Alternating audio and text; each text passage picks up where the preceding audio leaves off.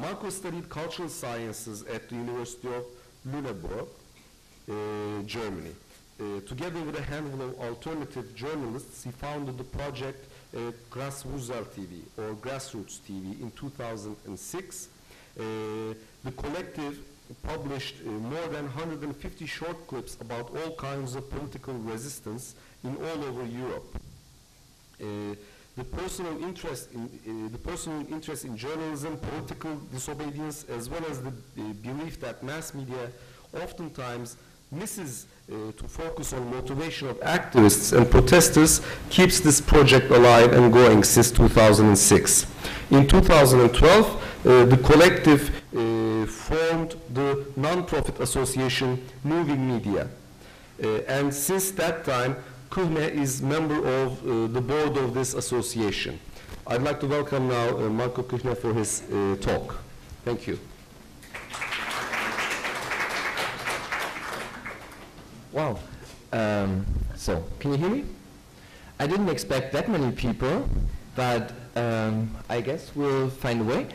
Thanks for the invitation to this conference. I'm really honored that you invited Grasswurzel TV, and I hope with the upcoming 45 minutes I can contribute to the discussions we started yesterday and maybe give you a short idea about what we are doing with Grasswurzel TV, what is our motivation behind it, and how we think we can add something to the existing media landscape, and maybe even how we became members of the media landscape. When I was thinking about this speech today, I didn't know how to start it. I was first thinking maybe I should start with my personal motivation. Then I was thinking maybe I should give you an overview over the history of Grasswurzel TV. But then I thought maybe it's better to start with a video, because videos is what we are doing. We're not so much about talking. We're about producing videos.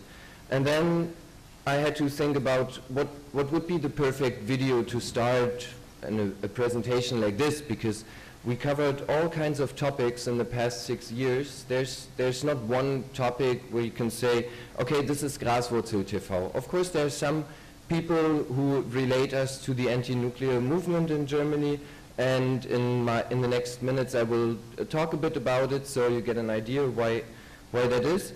But then last night I took the decision of showing you a video that I like very much, because I have a lot of sympathies for this group. It's a group of musicians called Lebenslaute. You could translate it into English as Living Sounds. It's a group of musicians, some of them professional musicians, some of them amateurs, and every year they meet somewhere in Germany to take civil disobedience. They go to maybe an nuclear interim storage facility. They climb over walls with all their instruments, dressed up like musicians, and give concerts at very special places. Last year, in 2012, we accompanied them giving a concert in front of the entrance of a small weapons factory in Germany, and they aimed at shutting down this factory for one day. Of course, it's a symbolic action. There's always a way of getting in and getting out, but in the next 5 minutes you will see what they were doing, and you get an idea of how we are working. And in the speech I will come back to this clip quite a few times to show you what the production of a Grasswurzel TV clip is like. So I guess we can try if it's working. And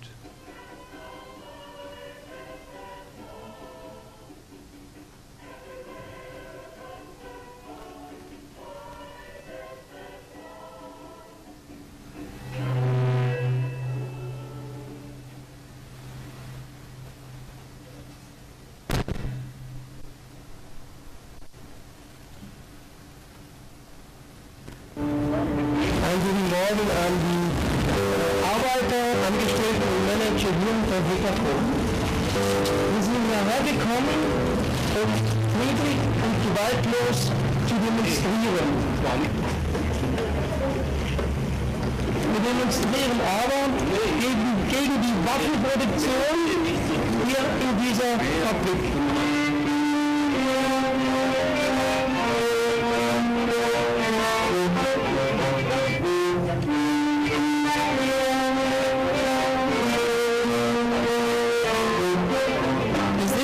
Vor den Toren der Firma Heckler & Koch, die Kleinwaffen herstellt. Also wir sind ja die Gruppe Lebenslaute, die sich zum Ziel gesetzt hat, dass wir mit klassischer Musik protestieren an Orten, wo Unrecht geschieht, die lebensbedrohend sind. Und Heckler & Koch ist für uns so ein Ort. Ja, es werden Waffen hergestellt, mit denen Menschen umgebracht werden. Und wir wollen mit unserer klassischen Musik heute Morgen, bevor die Schicht beginnt, hier die Arbeiterinnen und Arbeiter und Angestellten daran hindern, in die Fabrik reinzukommen, einfach symbolisch, damit an diesem Tag keine Waffen produziert werden können.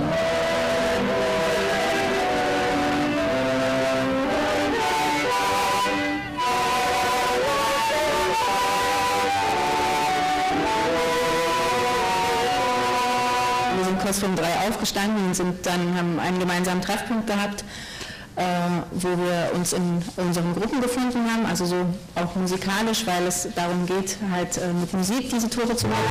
Wir sind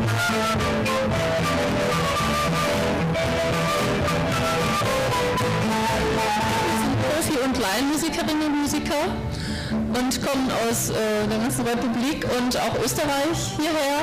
Wir nehmen alle in Kauf, dass wir auch wegen Gesetzesübertritt, das ist ja nicht erlaubt, dass wir uns hier einfach hinstellen und niemand reinlassen, auch Konsequenzen bekommen.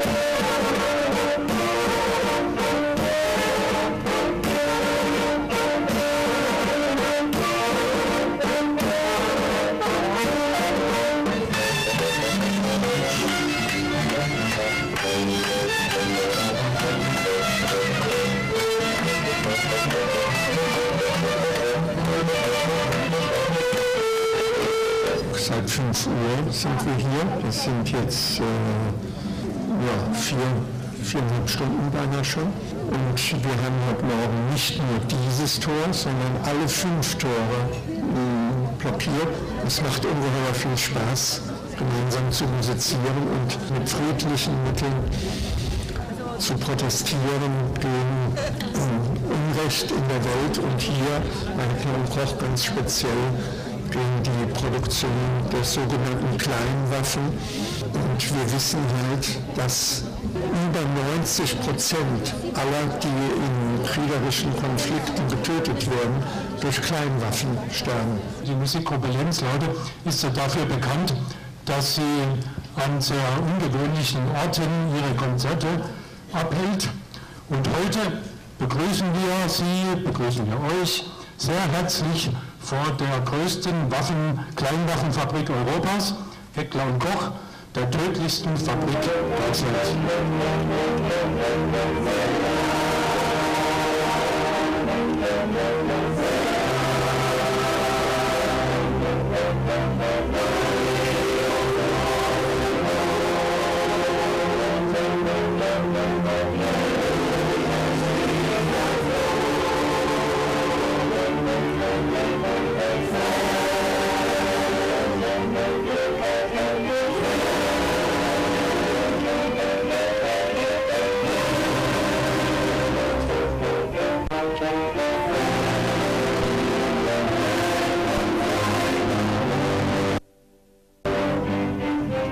Heute der Aktionstag war wunderbar, wir haben unsere Ziele erreicht, wir haben das zugehabt, das Gelände, und wir haben hier ganz viele Leute hochgebracht, hier zum Lindenhof, im Stadtteil von Oberndorf. Hier ist sonst eine sehr stille Region, also es wird sehr viel geschwiegen über diese ganze Waffenindustrie. Das ist ja nicht nur Heckler & Koch, das sind ja hier ganz viele Betriebe in dieser Region, und heute wurde mal richtig, eigentlich laut dagegen protestiert, und die Leute sind gekommen und haben deutlich gemacht, sie wollen das auch nicht, sie wollen auch eine Schließung. Das ist super.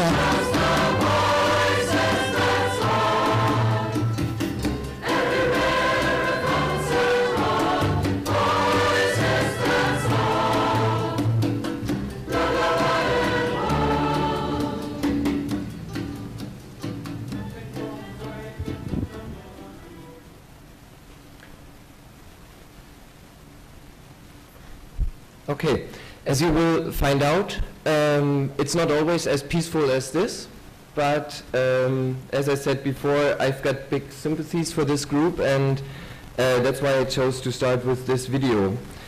But before I give you an overview of the project Graswurzel TV, I want to say a few words about myself. Videos accompany my life for quite some years now, and depending on who you ask, my generation is the first one called digital natives. When it comes to video, it's probably because of things like this that it's not every theory is true.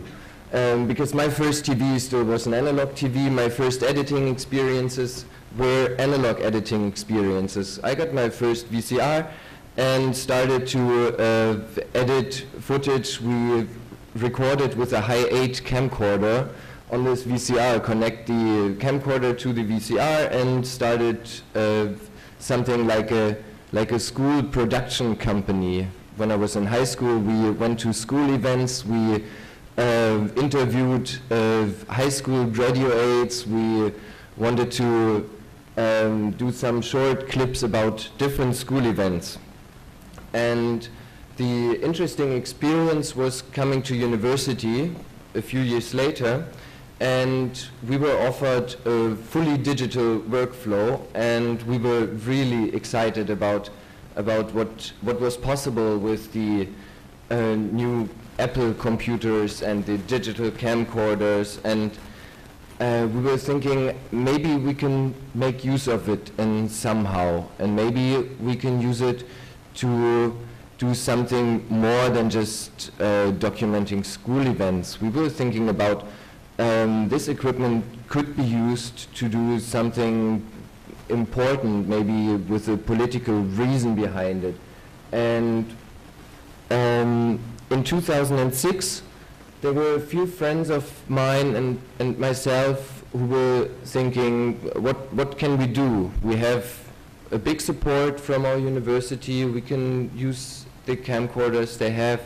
We have bought computers like this one, so we were able to edit wherever we are.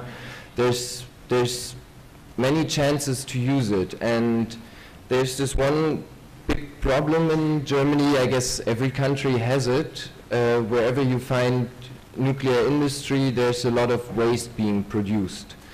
And in Germany, every year, this nuclear waste is transported all over the country.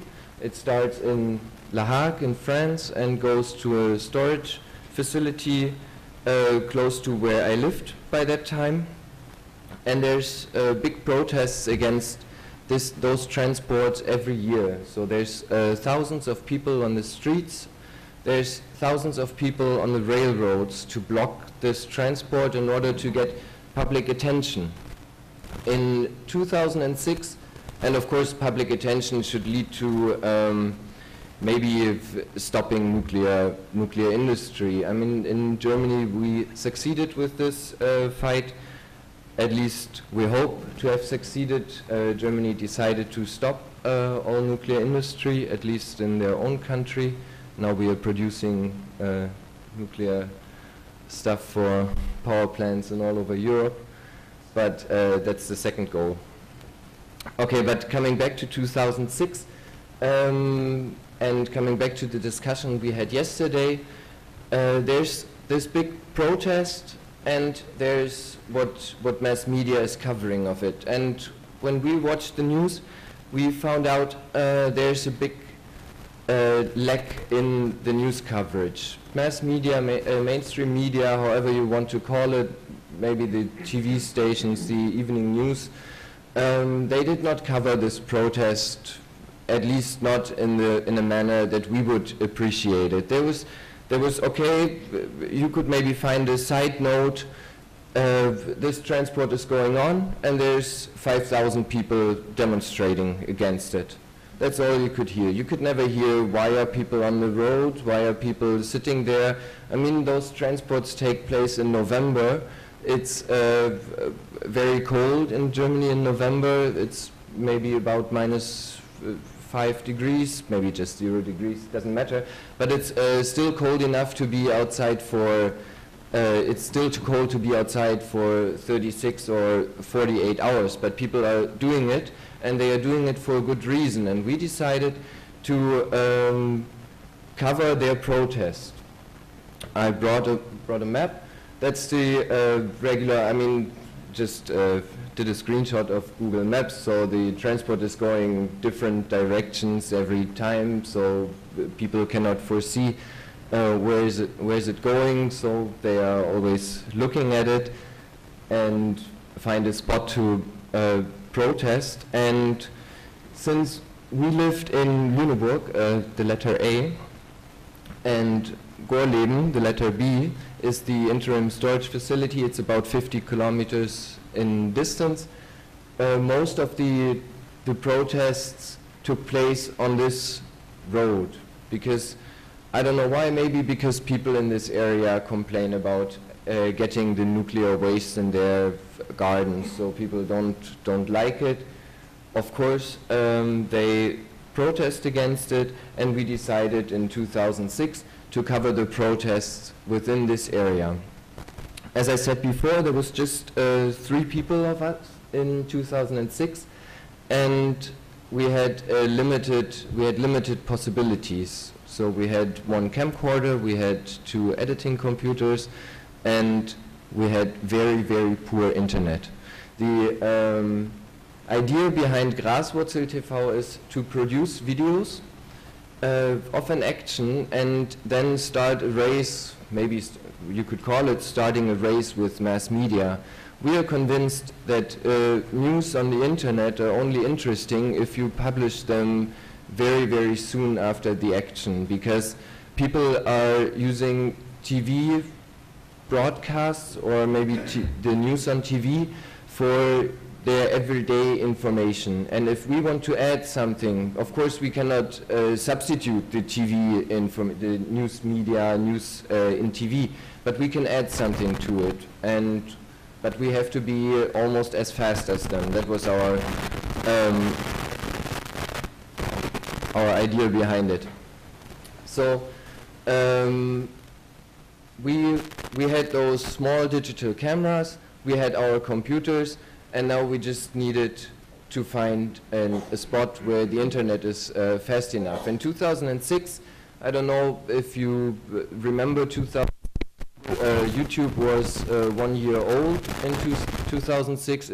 Internet video hosting just started, but there were few options you could do as a collective as we were.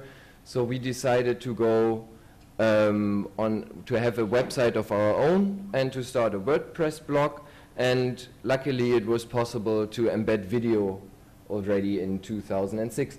So okay, all we needed to find is an internet connection that is fast enough. As you see on the map, we are talking about a very rural area. There's more agriculture than industry, and the area seemed to be somehow forgotten by the internet operators. So there was just a modem speed connection with 56K. So this is unbelievable if you compare it to today, where you surf the web in a high-speed train and you complain if the connection interrupts. In 2006 we had to deal with that, and that was our first idea. Our first idea was to publish a call for hotspots on our website. So we started this website, we had everything ready, and then we published a call for hotspots. But sadly, nobody answered. I mean, 2006, we didn't have Facebook, we didn't have Twitter. I don't know, maybe Facebook and Twitter, both of them probably didn't even exist, but I'm not an expert on social media. But nobody knew us because we never published a video before. We didn't have a network. We had friends in the region, but those friends, as I said before, just had very poor internet connections. So we decided we go to an action, we edit this stuff afterwards, we went to bed maybe for 5 hours, and all the time that we used to upload with the modem connection. That's why the next video, oh, did I forget to embed it? maybe. So I don't show you the next video, or I can show it to you afterwards. It's about an action of people demonstrating against the nuclear waste transport. We had to find out in 2006 that it wasn't that easy to get people to talk in front of our camera. We were, of course, we had some experiences in protesting, but we didn't have a lot of experiences in documenting protests. So we went there with our camera, we went in front of the police lines and talked to activists, and some of them said, no, we are not interested in cameras. But we decided we didn't want to do an editorial comment on the videos. It's very common in, as I learned now, in video activism, not to be commenting the situation, but to let the people talk. And that's what we decided to do. We didn't want to add something to the situation. Of course, we edit the video, and therefore it's not objective as the common journalists maybe, or regular journalists would call objectivity. But there's something else to it, and I guess I will go over to the computer and start the video, because it should be good to see it, because then you get even a better idea of the situation, what it was like during those protests.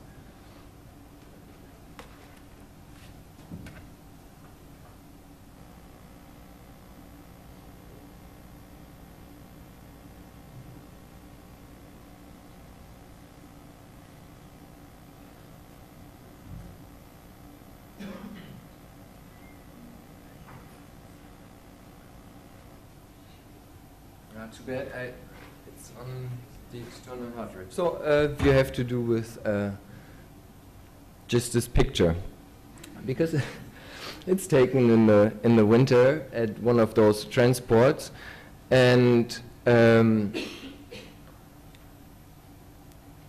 okay, let me come back to this later.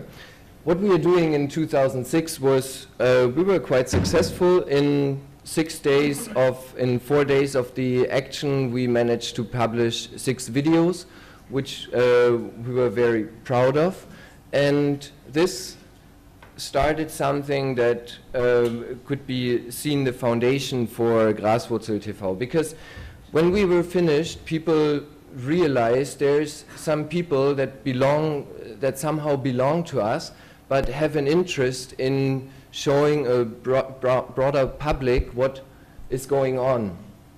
And therefore, they invited us to come with them to the G8 summit in 2007, which took place in Heiligendamm in Germany. And as we needed to find out, there's just a small group of people protesting at every occasion there is. So not a small group, but there's some overlaps of activists. And so the people from the Wendland who were protesting against the nuclear waste transports also went to the Baltic Sea to protest against the G8 summit. In 2007, G8 was still a big thing. It attracted a lot of people to demonstrate against it, and the German government did everything there was to raise media attention. So they built a fence around this location, around this venue, which was many kilometers long, and of course they attracted media attention as well. So news media came to Heiligendamm to do reports about something. There was not even something worth to be talking about, but they did videos about building this fence, and they did videos about how this hotel area got a maximum security venue. But what they did not talk about is about how many protesters from all over Europe came to Heiligendamm to show that they are not convinced of the ideas behind the G8. So we accompanied people from the Wendland, which is the area we talked about earlier, on their way to Heiligendamm. This was quite an experience because it was like maybe 50 cars. There was big trucks with bicycles on it because it was always the idea to use bicycles to be mobile in this region of the G8. But there was police stopping this track of people in order to, they said, all the bicycles you have with you, we are not sure, maybe they are stolen. So we have to check every single bicycle. It might be, somebody might miss it. So they stopped this track for many hours, and we were with them, and there's a very long clip about this on our website, but I didn't bring this one because there's another group that was very active in 2007, and again, it's a group I like very much, and it's one of our, not maybe most famous, but by that time, most famous clips. It's about the rebel clowning army. You see one of those members on the right side of this picture. The rebel clowning army, it is a movement coming from the United Kingdom. I haven't seen that many clowns in one spot as in 2007. It was more than 100 clowns that protested in a very different manner against the G8, because as I said before, there was this huge fence, and the fence was what attracted all the protesters. People wanted to get to the fence, maybe climb over it, but it was always a symbolic action. They were sure they could not get over the fence and stop the G8 from happening. All they could do is just raise attention. And those clowns are very symbolic because they symbolize a peaceful protest, which is even funny because it's not the Black Bloc who is throwing stones. I mean, there are members of the Black Bloc within the rebel clowning army, but you probably cannot recognize them because they dress up like this. And I brought you a short clip of the rebel clowning army starting in a camp. They asked us to come along. They start their march in the camp. We stayed as well, and we accompanied them on their way to the fence. And it's quite interesting because they used this clip for quite a while as a training clip for coming clowns. Okay, I guess we can watch the clip, and then I will talk about it a little bit more.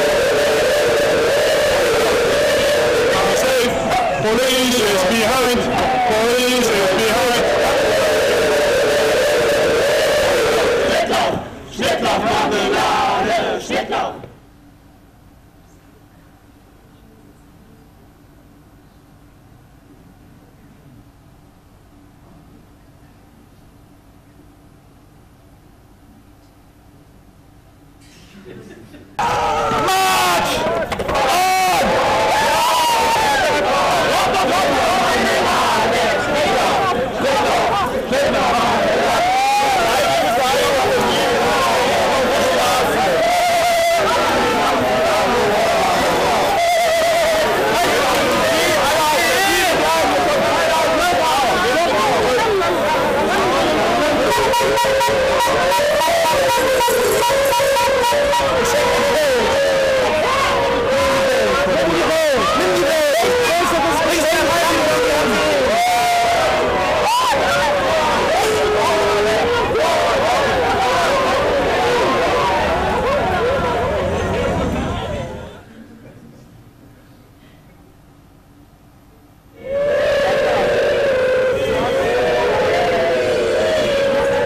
dürfen die Vorrunde verlassen. Wir werden Sie begleiten. Sie gehen bitte nicht auf der gesamten Straße. Sie gehen am Straßenrand. Alles klar. Wer ist unser Chef?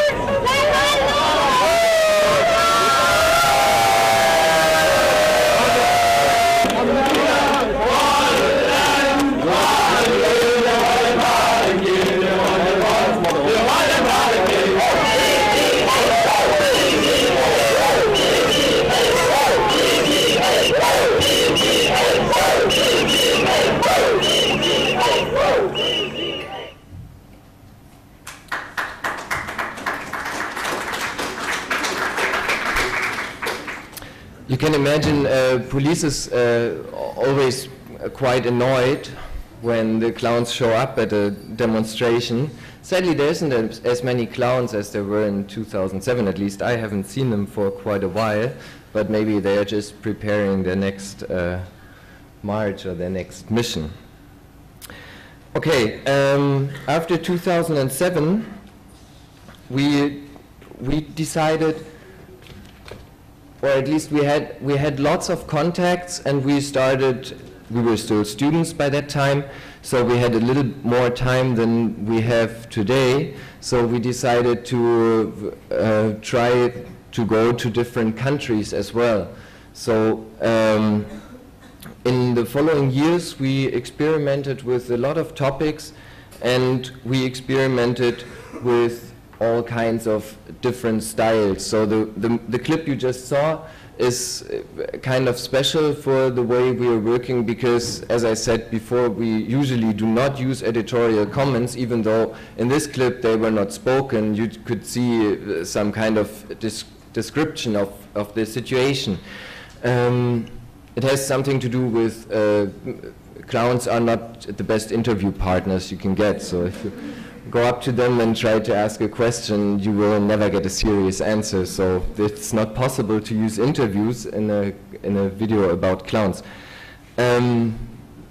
Actually, we met them one more time at a situation in 2008 when people were demonstrating against a NATO training facility in Germany. So, but in 2008 as well, we experienced there's not only peaceful demonstrations and there's not only demonstrations, because clowns, they like to be on camera. They need cameras, they need publicity, but not everybody liked to have a camera on the spot. For example, those guys on the picture, I mean, it's kind of blurry, sorry for that, but you can imagine it's members of a Black Bloc demonstration we met in Hamburg, and that was the first time we needed to find out people might not like us and people might not like our coverage of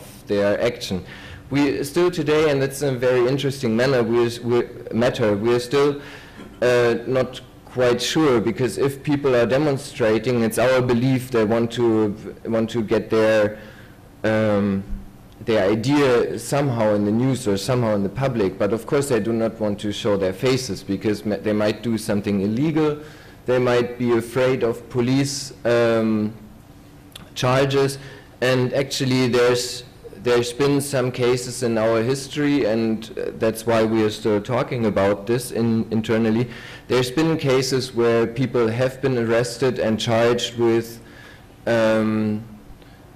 crimes because of videos on the internet, and there's even one trial going on at the moment where they use our video to prove this person has been at this situation. Oh, I have to hurry a bit.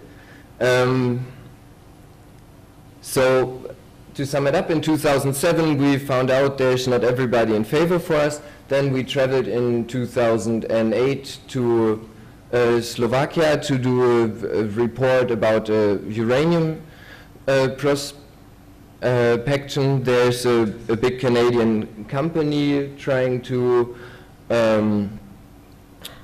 dig out uranium out of in a touristic region, and we were talking to inhabitants of this region, and they gave us a lot of interviews, and we had some very different experiences. What I want to say is the experiences with the experimenting with different topics showed there's all kinds of different attitudes towards video documentation. For example, this guy, he didn't like us because we filmed him when he was hitting somebody in the back using his stick, and he came up to us and took away our press card, our official press card, and he had to, of course we pressed charges against him, and I hope he will not be in this task force anymore, because there was an internal investigation against this guy. And this brings me to a very serious aspect of video activism. There's one aspect, you can show actions like the clowns and you can bring them in the public, but there's a far more serious aspect. It's the security the camera can provide. If you are with an activist in the field, if you are accompanying an action that might not be legal, police reacts very differently if there's a camera on the spot. So if we are there with our cameras and we have the official press card and we can tell those people, I mean the police, you cannot chase us away, it's our duty to do what we are doing, so you should be careful about how you proceed when you're dealing with the matter. There's another picture of the clowns. There's a picture of me. I don't know what I wanted to say about this picture. Now you made me nervous with just the 5 minutes. Okay, let's skip this picture. Let's come back to a different topic. In 2009, we decided to go to Italy, the next G8 protests, and we wanted to do it in a different way. Again, we didn't want to travel as journalists usually do. We used this car as transportation, as office, and we used it as a hotel room as well. So we started in Lüneburg and drove the way to Italy, to Rome, and we had to find out if you are not behaving as a regular journalist, people do not believe you are a journalist. So this is something that alternative media probably has to deal with quite a lot of times. Because, of course, we were stopped on our way to Rome when we wanted to enter, because people thought we might be activists and we might be a danger to whatever there was planned to be going on.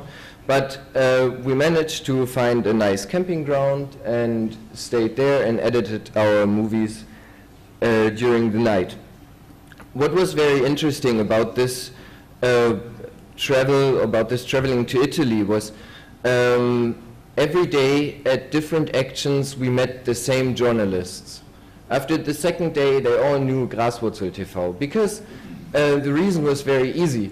The only people who published anything from the protests against the G8 in Italy was us, because there was no firecrackers thrown, there were no stones, there was not a massive blockade like in Heiligendamm, and it was just not interesting for regular news to be reporting about this. So the journalists were kind of frustrated and maybe a bit jealous looking at our website, because we were actually doing what we came for. Of course, they were shooting at the same locations, they were covering the same demonstrations, but their editors-in-chief were just not interested in their pictures because it was not considered to be news. On our website you can still find the clips we did, and I find it really interesting because there's lots of people having good ideas behind their protests, and they have good reasons why they are protesting, and I find it really interesting that mainstream media is covering, if you take the example of Heiligendamm, they are doing a report about how a fence is being built, but they are not covering why people are demonstrating against something, even if it's just in a peaceful way. Maybe, and that's what I believe, maybe it has something to do with the No NATO action in also 2009 in April. There were lots of people gathering at this NATO summit. It was, I think, the 10th birthday of, I'm not quite sure, no, forget the number. But it was a summit, and there has been a mass mobilization to Strasbourg in France, and the situation got somehow out of hand. There was, when you see those nice pictures of clowns demonstrating, it's been a bit different in Strasbourg. Actually, I brought a video as well, but I'm not sure. Okay, I guess we have to watch it, or do we have time to watch it, or should we skip the video? Okay. Okay, so I will. Okay, then I will show you this video as well, and then we can talk about it a little bit more afterwards.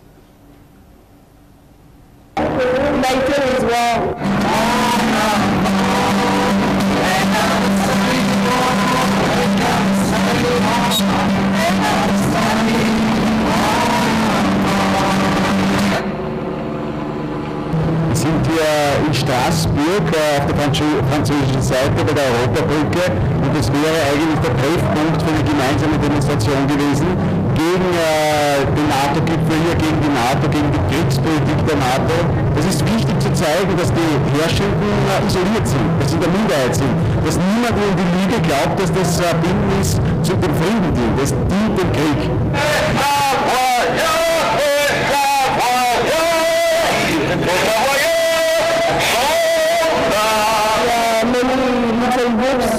of people which are very different. How people protest against the same thing, but the means are not the same. We can see people which are violent, and other people no.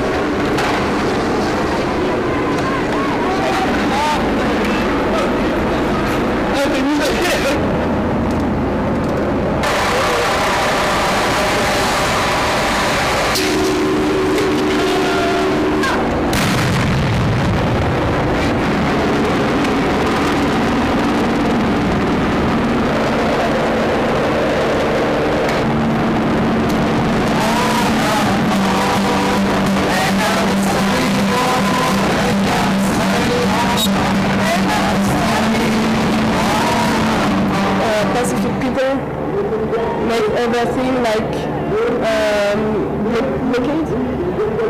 blocked specifically, and I think it's more efficient than violent people.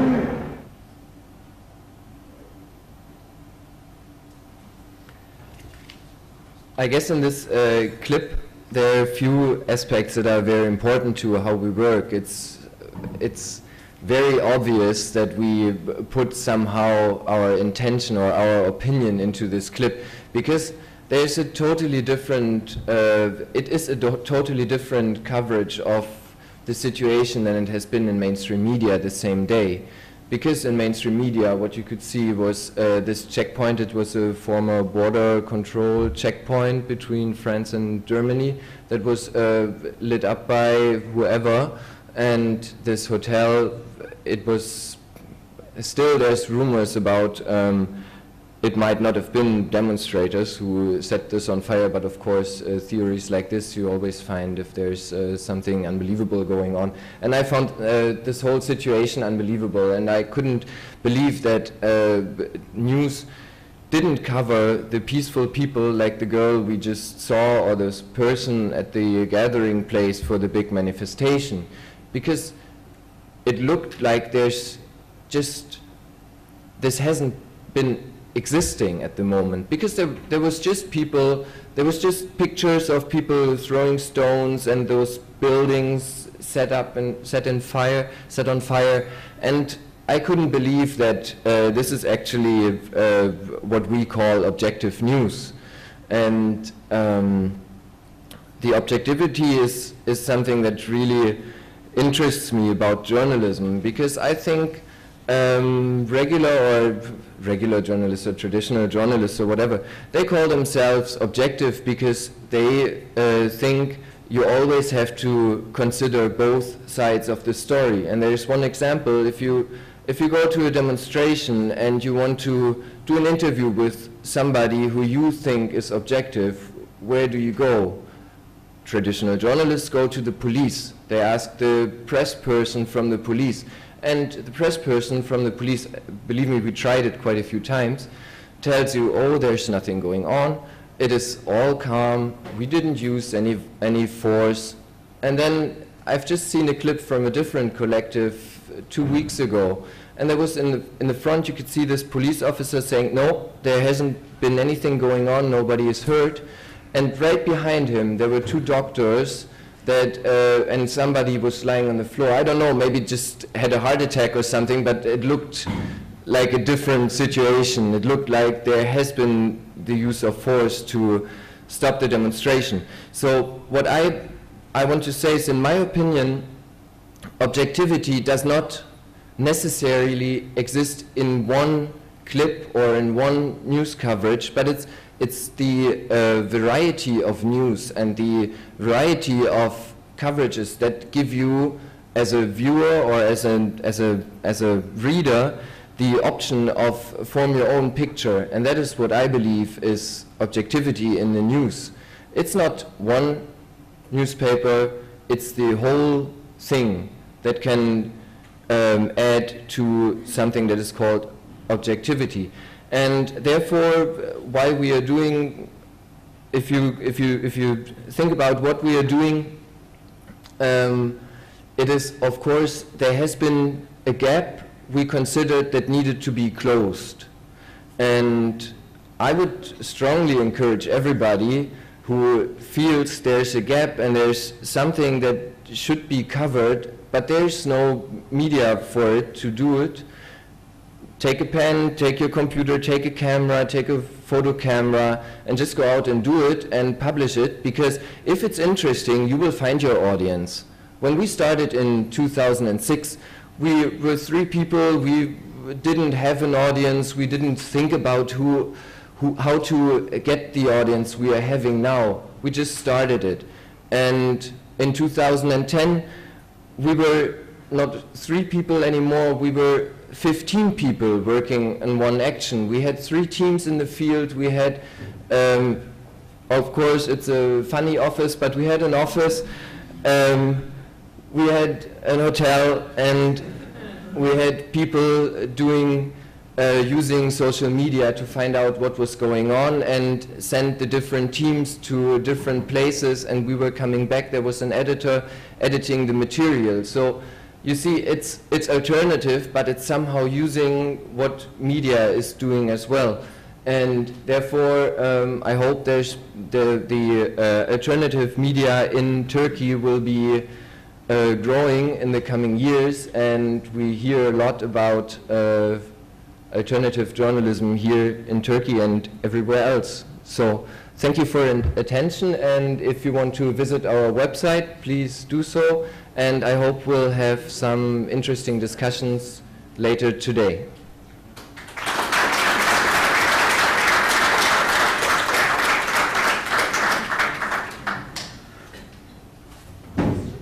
Yes, if anyone has any questions, thank you very much for your stimulating talk. Marco? Yes. I wonder about how you survive. Ah, okay. How do I survive? Actually, Graswurzel TV is just one aspect in my life.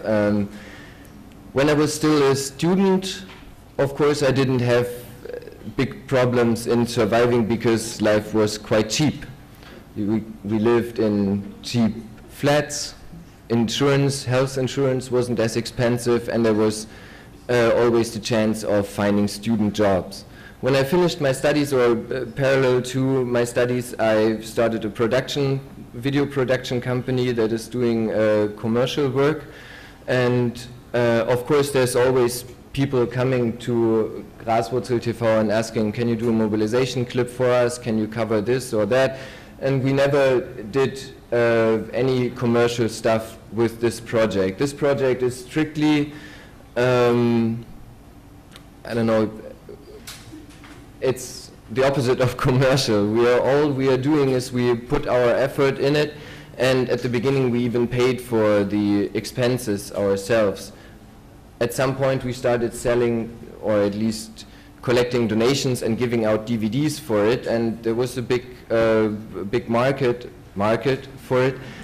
Of course, we're not selling anything, and we are not allowed to sell anything because we are not commercially involved.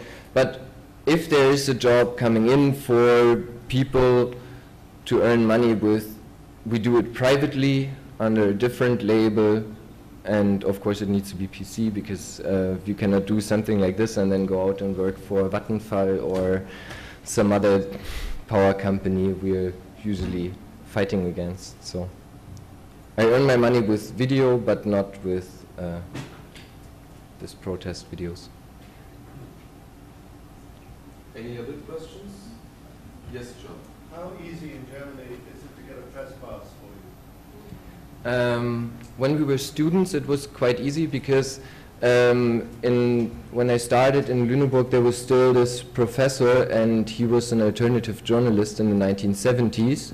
He was one of those people who still shared VHS tapes. So they recorded the different actions and sent out the tapes, and they were circling around those tapes. And he had, of course, he liked what we were planning. So even I was not a student of journalism, he wrote us a paper and said, okay, I hereby declare those two people, because it was the two of us that were studying in Lüneburg, they are studying something like journalism, and they want to do their final thesis about the protests against this nuclear waste transport, so they need to have a press card. He did this for 3 years, every year again, so we were writing very long final thesis, and it worked. And actually now I'm working as a video producer in all kinds of different fields, as well as on the one hand there's commercial production, on the other hand there's documentaries and stuff, and therefore it's very easy today to get a press card by my professional work. And of course I can use it for this work as well, because there's no rule saying you have to prove that you use the footage or that you publish the footage commercially. On the other hand, you have to prove that you earn your money with journalistic work in order to get a press card.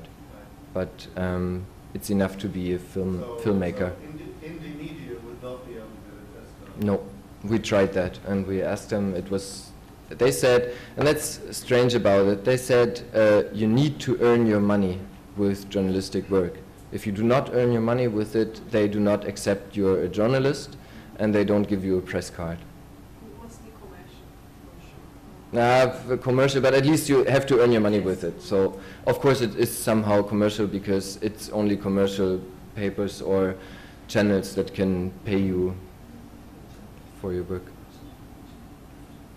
Yes, Sandra? While watching the action of the clouds, because your video, and while observing your I saw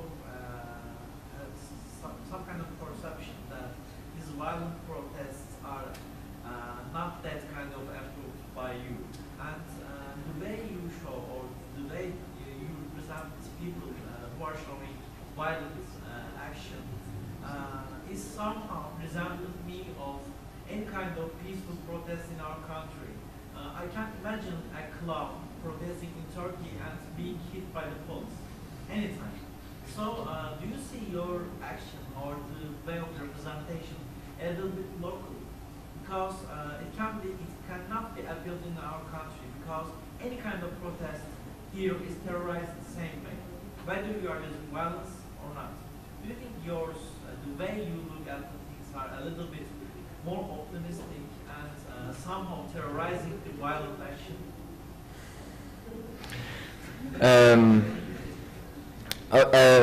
Let me start in the end. As I said before, I do not declare myself of being objective. Of course, I have sympathies for some people, and I don't like certain kinds of action, because maybe it has something to do with being spat at or people hitting us because they don't like us to be where they were. And of course, if you take the Strasbourg example, if we went to the people covering their faces and asked them, do you want to give us an interview and explain why you are doing what you are doing, I don't think they would have liked it. So of course we went to the people who are demonstrating against the same thing. I hope those people using the violence were still demonstrating because of political reasons, because that is what is important for me. People should be demonstrating and should be aiming at a certain goal. They should want to say something, or otherwise they are not interesting for me as a person. So it might be different for everybody else. About the kind of protests, I mean, there's been different times in Germany as well. It's not always been that peaceful, because there's been protests still in the 1990s when people were sitting down and blocking maybe a road, they just had water cannons and they just washed them off the streets. It didn't matter if it was -10 or plus 20 degrees outside. They just did it, and they used sticks and they used force. But today, police is controlled very much by law, and if you experience any trouble, for example, take the example of this police officer that took away our press card. I mean, of course, he went to his superior and said, they did something bad to us, so I had to do something about it. But we went to his superior, or I mean the next, maybe it was I guess it was a lawyer where we went to and said, this guy took away our press card, we were not able to do what we are supposed to do, and therefore they started an investigation. And this is something that might be different. I'm not sure what it is like here if you are hit by a police officer, if you can go to a lawyer and they actually start an investigation against this lawyer. But this is something that developed in Germany. If I follow up on this, as you say that it's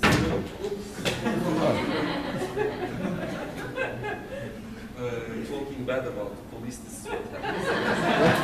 So how did you take the police in Germany? I mean, how did you take the German police? Because as you say, this is not something that happened all of a sudden, it gradually happened. And these laws did not happen by themselves. Do you think these grassroots movements as such, protests, social movements, have in any way contributed to the changing of laws and the police being strained by laws and so on? Of course they have. I mean, if you imagine there's 1,000 people sitting on the road and there's 300 police officers just hitting all of them, and then those 1,000 people go to lawyers and say, that's not right, they have, by German law, they have to investigate what was happening. And of course, police wants a positive coverage of their action, and it's about media again. If you show police action that is very violent, and there's been some in the past years as well, if you show them there's this one story I wanted to tell earlier and I skipped it.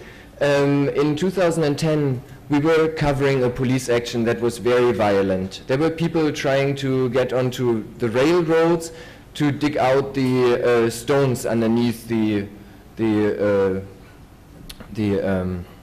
railroads in order to make this road that the transport could not pass this place anymore. So they went with 300 people, they went to the railroads, and there was just 50 police officers, and they were overwhelmed by the situation, so they took out their pepper spray and they took out their sticks and they were just hitting people and spraying at them, and we were with them. We published the footage on the internet, and our server broke down within 10 minutes because there was 1,800 views every minute on this clip.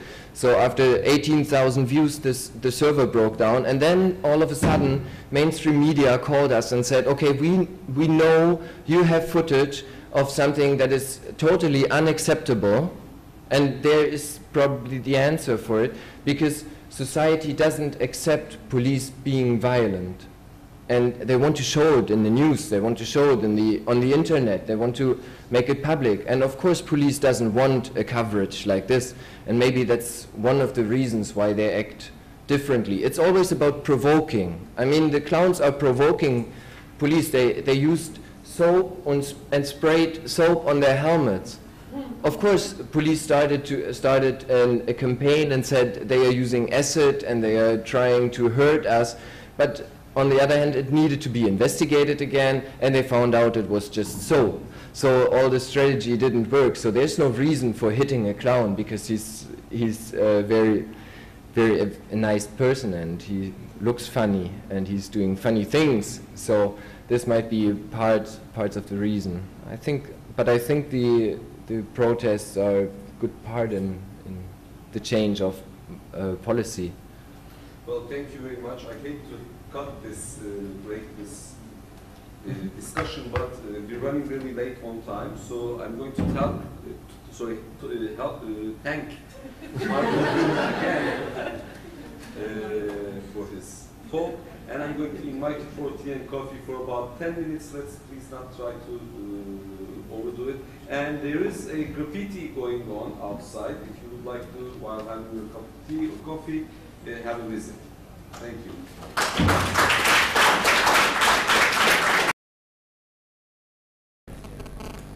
Merhabalar. Yeni bir oturuma başlıyoruz. Aslında Marco'nun oturumundan sonra sizi nasıl eğlendireceğimizi kendi adıma ben doğrusu düşünüyorum. Ama sıkmamaya da şimdiden söz verelim. Her şeyden önce burada yazılan saatlerin daha azında, yani 1,5 saat değil, 1 saatte falan toparlamaya çalışacağız. Gidenler var her toplantıda olduğu gibi. Bunlardan bir tanesi de benim zaten. Dolayısıyla arkadaşlardan böyle 15'er dakikada belki hani toparlarsak kalan kısımları daha rahat tartışabiliriz diye düşünüyorum. Şimdi arkadaşları tanıtmak istiyorum. Anita bize Cin Ayşe, bağımsız medya deneyimi, Cin Ayşe örneği üzerinden anlatacak. Bu bir deneyimler aktarımı, oturumu olarak da aslında yorumlanabilir. Anita 1971 doğumlu. Bunların hepsini söyleyeyim mi buradaki? Yaşları dahil olmak üzere. İstanbul Üniversitesi'nde ekonomi okudu. Sonra İsrail'e gitti ve kibbutzlarda çalıştı. Ama Colloquium'un içinde yer aldı. Sanat direktörü ve bağımsız Uygar Aşan'ın bağımsız filmlerinde sanat direktörü ve yürütücü prodüser, yapımcı olarak çalıştı. Şair aynı zamanda arkadaşımız. 2008'den bu yana Cin Ayşe dergisinin 3 ayda bir çıkıyor değil mi? 6 ayda. 6 ayda bir çıkan Cin Ayşe dergisinin de kültür editörü. Şimdi bu güzel.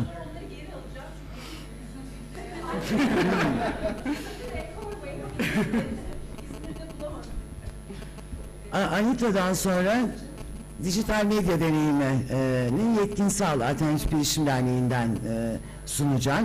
Onu İzmir Ekonomi Üniversitesi'nden yetkinsal.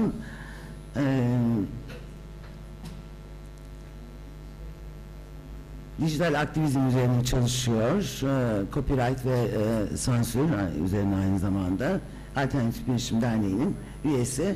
Emrah Zıraman, o da o sosyoloji mezunu Uludağ Üniversitesi'nden. 2003'te bitirmiş okulu. 2009'dan beri Mimar Sinan Üniversitesi'nde sosyolog olarak sosyoloji bölümünde çalışıyor. Aynı zamanda Biyanet'in yazarlarından, onu da ekleyeyim bari. Epey de yazmadı ama internetteki hacking, sosyal hareketler üzerine çalışıyor. Onunla birlikte birlikte sunacaklar. Pardon, şimdi iktidar savaşları mı diyoruz, güç savaşları ve Türk online medyasına direnişin 3 formu başlıklı sunumu da Emrah Sıraman'la Altuğ yapacak. Altuğ İzmir Ekonomi'den, Barcelona Otonomos Üniversitesi'nde doktorasını yaptı. Master'ını da İsveç'ten, gayet uluslararası bir arkadaşımız. Bilgisinden geliyor. Gazetecilikten akademisyenliğe geçti. Deyip özetleyebiliriz. Anita'yı dinleyerek başlıyoruz oturumumuza. Herkese merhaba. Buraya çağırdığım için çok teşekkür ediyorum. Birazcık da çok şaşırarak aslında çağrıldığım zaman çok şaşırdım. Çünkü neredeyse o kadar böyle alçak gönüllü ve küçücük bir şeydi ki Cin Ayşe. Küçücük bir projeydi ki benim için. Nereden duydunuz beni diye böyle, hatta çevreye sordum işte arkadaşlara falan. Beni çağırdılar, neden çağırdılar falan. Ondan sonra ikna oldum ve teşekkür ediyorum. Cin Ayşe'yi 2008'den beri işte ben kendime daha çok cin editör diyorum. Cin editörlüğünü ben yapıyorum. Ve bu daha çok kadınların yazdığı, yani son 2 sayıya kadar kadınların yazdığı kültür, sanat, edebiyat fanzini. Aslında fanzin ama dergi oyununda ve daha fanzinden daha farklı bir estetiğe sahip gerçekten. Ve son sayısında da belirli bir duyarlılığı, toplumsal duyarlılığı gözeten erkek yaratıcılara da çok sınırlı da olsa yer veriyor. Özellikle LGBTT bireylere yer vermeye ve günlüklerini çok önemsiyor gerçekten. Şöyle demişim ben, hantal kapılar, dik merdivenler, ağır yemek gibi etki yapan hiyerarşik karar mekanizmaları yerine açılır kapanır kapıları, yürüyen merdivenleri ve esnek yürüyüşleri diyor Cünerşe. Ve belirli amaçları var. İşte genel ahlakı dışarıda bırakarak görünürlük kazandırmak, kadınların yazdıklarına ve sansürü tamamen dışarıda bırakarak kadının tarih dışına itilmişliğine ve bırakılmışlığına sekte vurmak. Amaçlardan bir diğeri de kazıma işlemi yapmak. Bu kazıma çalışmasının temel amacı elin anlayışla kurulduğu sanat ve edebiyat tarihindeki kadının yerini teslim etmek. Bu anlamda belirli dosyalar hazırladı Cinayşe. Gördüğünüz gibi kapaklarını, kadınların dadası, beat kuşağı kadınları, kadınların sürrealizmi, art brut kadınları, ayrıca tematik dosyalarda oldu, beden ve yas gibi. Bu arada bir çalışma vardı, onu Amargi'de atölye olarak da yapmıştık. Cinsiyetçi yazarların, eril yazarların yazdıklarını feminist imla uyguladık. Ona da bir sayıda bütün çalışmalarına yer verildi feminist imla sayısında. Ve Cineri'yi biliyorsunuz, hepimiz onunla büyüdük. Yani o küçücük kitapları aslında tersine çevirme işlemi gibi, hani Cineri gitsin, Cinayşe gelsin gibi bir, yani komik bir şekilde çıktı aslında. Ve hafızalara taze, deltalara su diye bir sloganla başladı. Bu arada tabii bütün bu seçimlerde, dosyalarda kadın sanatçı, şairi, yazarı merkezde değil de avantgardın, deneyselin, yenilikçinin içinde arama gibi bir tutum var. Çünkü hep böyle bu çevreler daha az erkek egemen, muhafazakar olmadığı düşünülen çevreler ama öyle değil. Yani sanat ve edebiyat, bu sanat ve edebiyat ortamlarında da kadınlar ikincileştiriliyor ve ayrımcılığa uğruyor. Benim ilk yola çıkarken etkilendiğim Sibel Irzık'la Jale Parla'nın derlediği Kadınlar Dili Düşünce, Edebiyat ve Toplumsal Cinsiyet kitabı vardı. Orada kadınların dile düşmesinden bahsediliyordu.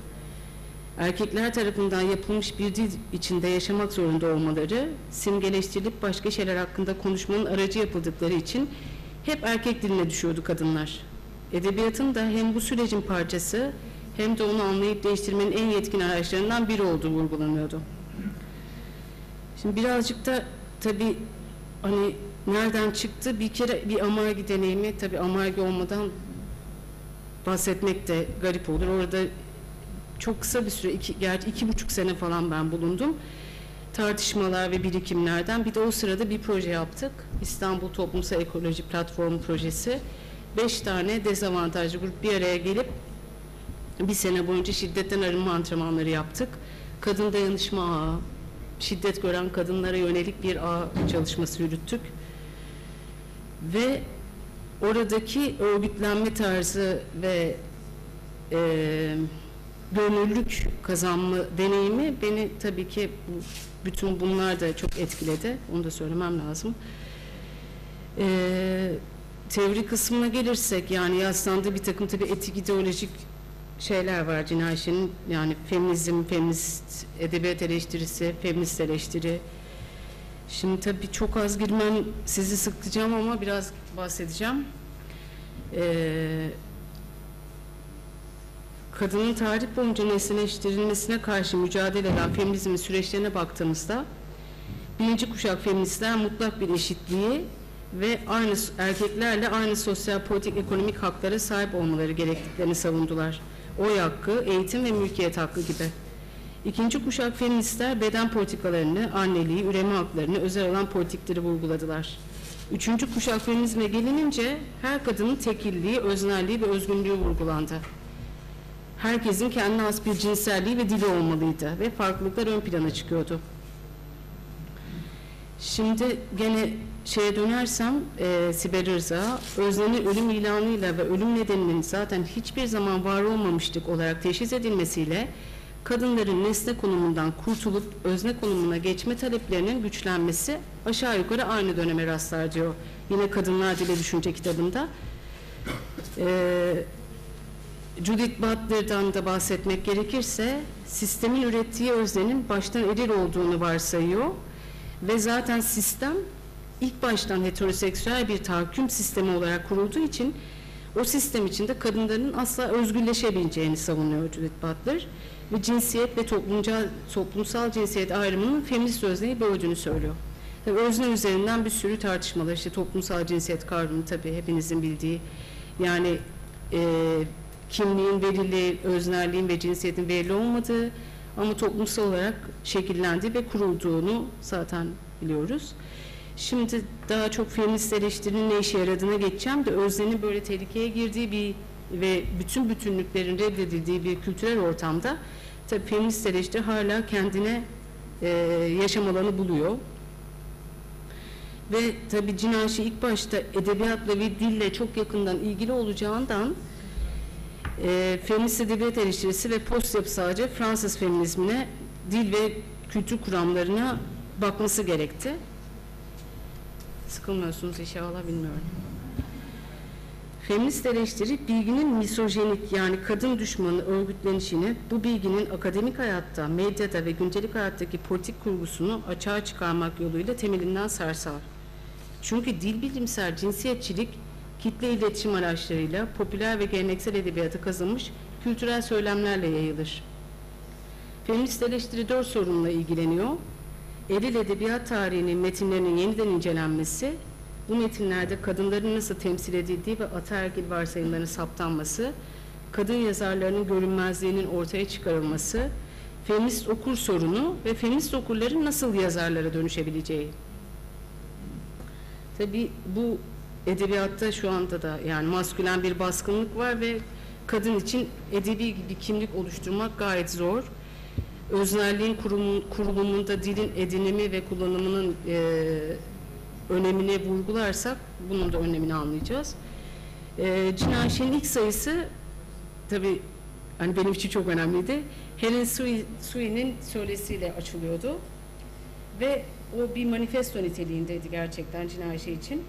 Orada vurgulanan şuydu: politik olanın kendi üzerine söz söyleyen öznenin söylemiyle başlaması, edebi eylemlerin dönüştürme, politik yaptırım ve devrimsel gücü olduğu, dili gramersizleştirme, kendi bedeninde başkalarından sesler taşıyabilme kapasitesi gibi cümleler vardı söyleşinin içinde. Ve Sion'un ataerkillikle mücadelenin kadının daha çok yazmasından ve kadın edebiyatından geçtiğini söylemesi, kadının özgürleşmesi için bunun gerekli bir yol olduğunu düşünmesi önemli. Ve dilin kurumsallaşmasına da bir saldırı var orada. Yani dilinle akademide, kışlada kurumsallaşan dil yerine dil için yeni bir yer, libidonun belirlediği, yaban dillerde konuşan dişil bir imge yaratmak gibi bir amaçtan bahsediyor. Lucy Irigaray için ise kadının bedeninin her yeri cinsel organı. Bu yüzden de onun dili erkeklerinkinin aksine her yere yayılan difüze bir dil. Kristeva, hem aynı zamanda psikanalist olan Kristeva'nın kavramsallaştırdığı dişil dil, ödipal öncesi dönemde anne ile çocuk arasındaki füzyondan çıkan semiotik dil. O da bu dilin ataerkil kültüre yönelik bir tehdit olup kadınların yaratıcılığı için bir araç olabileceğini savunuyor. Bir de benim kendi bir sorum var. Verili dil erkek egemense orada develenmenin anlamı nedir peki diye bir soru sorulabilir.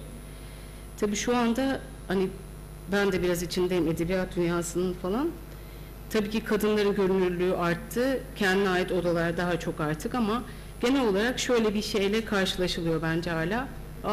Yazıyor mu işte bir hayret edası şeklinde şeylerle karşılaşılabiliyor. Çünkü hala kadının gerçekten bir erkek kadar iyi yazabileceğini ve kadınlardan büyük şair çıkabileceğine inanç bence hala az. Diliyorum Cinayşi bu noktada bir boşluğu dolduruyor. Ve az bir kaldı. Bağımsızlık meselesine gelirsem tamamen gönüllülük gönüllü katkılarla ve hiçbir sponsor olmadan ve hiç reklam almadan çıkan, gerçekten hani cebinizden verirsiniz ya, öyle bir fanzin bu. 6 ayda bir yayınlanıyor. Matbaaya da gitmiyorum çünkü matbaada da belirli bir o İSB'nin numarası aldığınızda belli bir denetimden geçiyorsunuz. Onu da uzakta bırakmak için dağıtım kanallarının kullanılmıyor, tabii çok kısıtlı kalsa da farklı dağıtım kanalları. Şimdi mesela gezgin tezgah gibi bir proje var.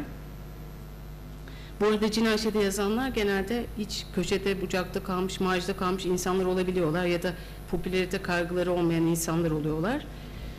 Biraz bu şeyi aslında kulaktan kulağa, yani kulaktan kulağa oyunu gibi bir şey aslında. Bazen çok gerçekten kulaktan kulağa duyuluyor Cinaşe.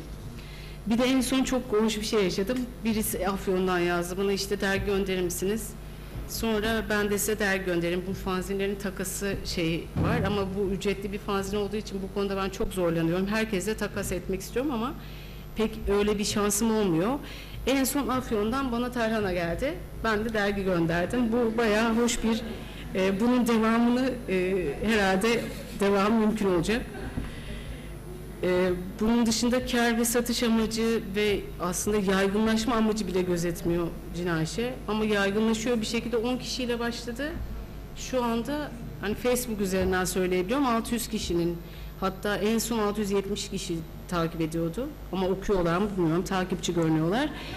Bu arada blog var. Blog oldukça önemli çünkü oradaki dergideki bazı yazılar, yani seçki gibi aslında blogta. Cinaşeblogspot.com ve bir de bir şey şu anda Amargi'de yapıyor, birkaç dergi daha yapıyor sanırım. Görme engelliler için CD ya da PDF ya da işte sanırım bir tane program var. Word dokümanını sese çeviriyor. Onu acilen, yani en son bir tane burada bir arkadaşa PDF olarak, Word olarak gönderdim, okuyabildi. Bunu yaygınlaştırmak ve sürekli kılmak hani gerçekten önemli. Benim diyeceklerim sanırım bu kadar.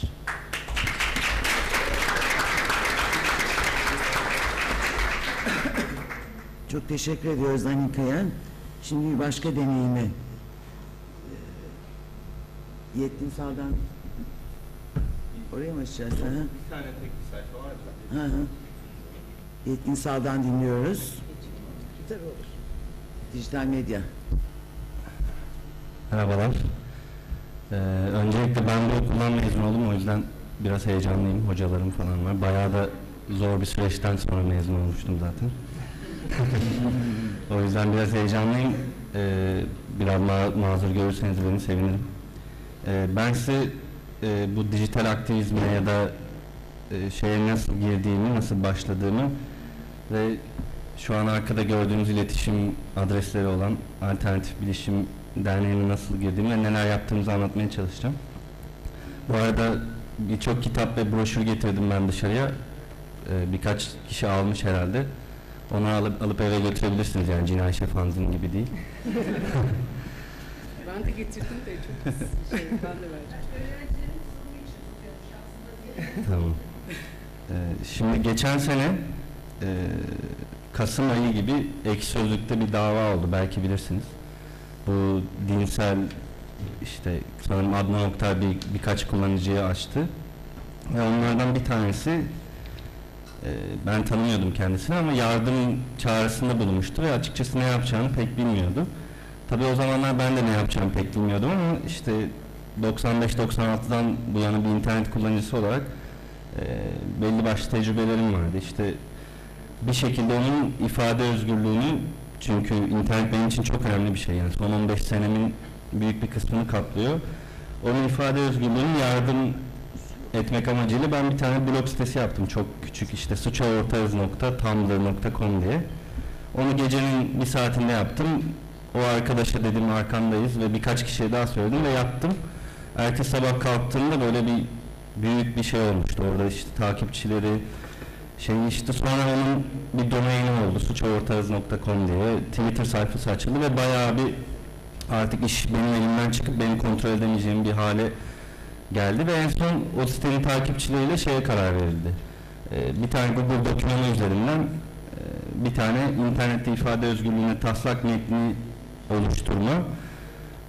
Google Doc'ta bir özellik var biliyorsunuz, böyle public yaptığınızda herkes gelip yazabiliyor vesaire, ya da belli izinlerle belli kişilere izin verdiğinizde böyle kolektif bir metin oluşturabiliyorsunuz. Böyle bir şey yaptık. O zaman Özgür Uçkan var, belki bazılarınız tanır, o da internet aktivisti. O bayağı bir şey yazmıştı ve bir gün aşırı şikayetten dolayı, yine hangi kanallardan şikayet edildiği muhtemelen kafanızda vardır. Aşırı şikayetten dolayı Google bunu bir anda kapattı. Hiçbir sebep sunmadan. Hesabı tamamen, o Gmail hesabını falan kapattı.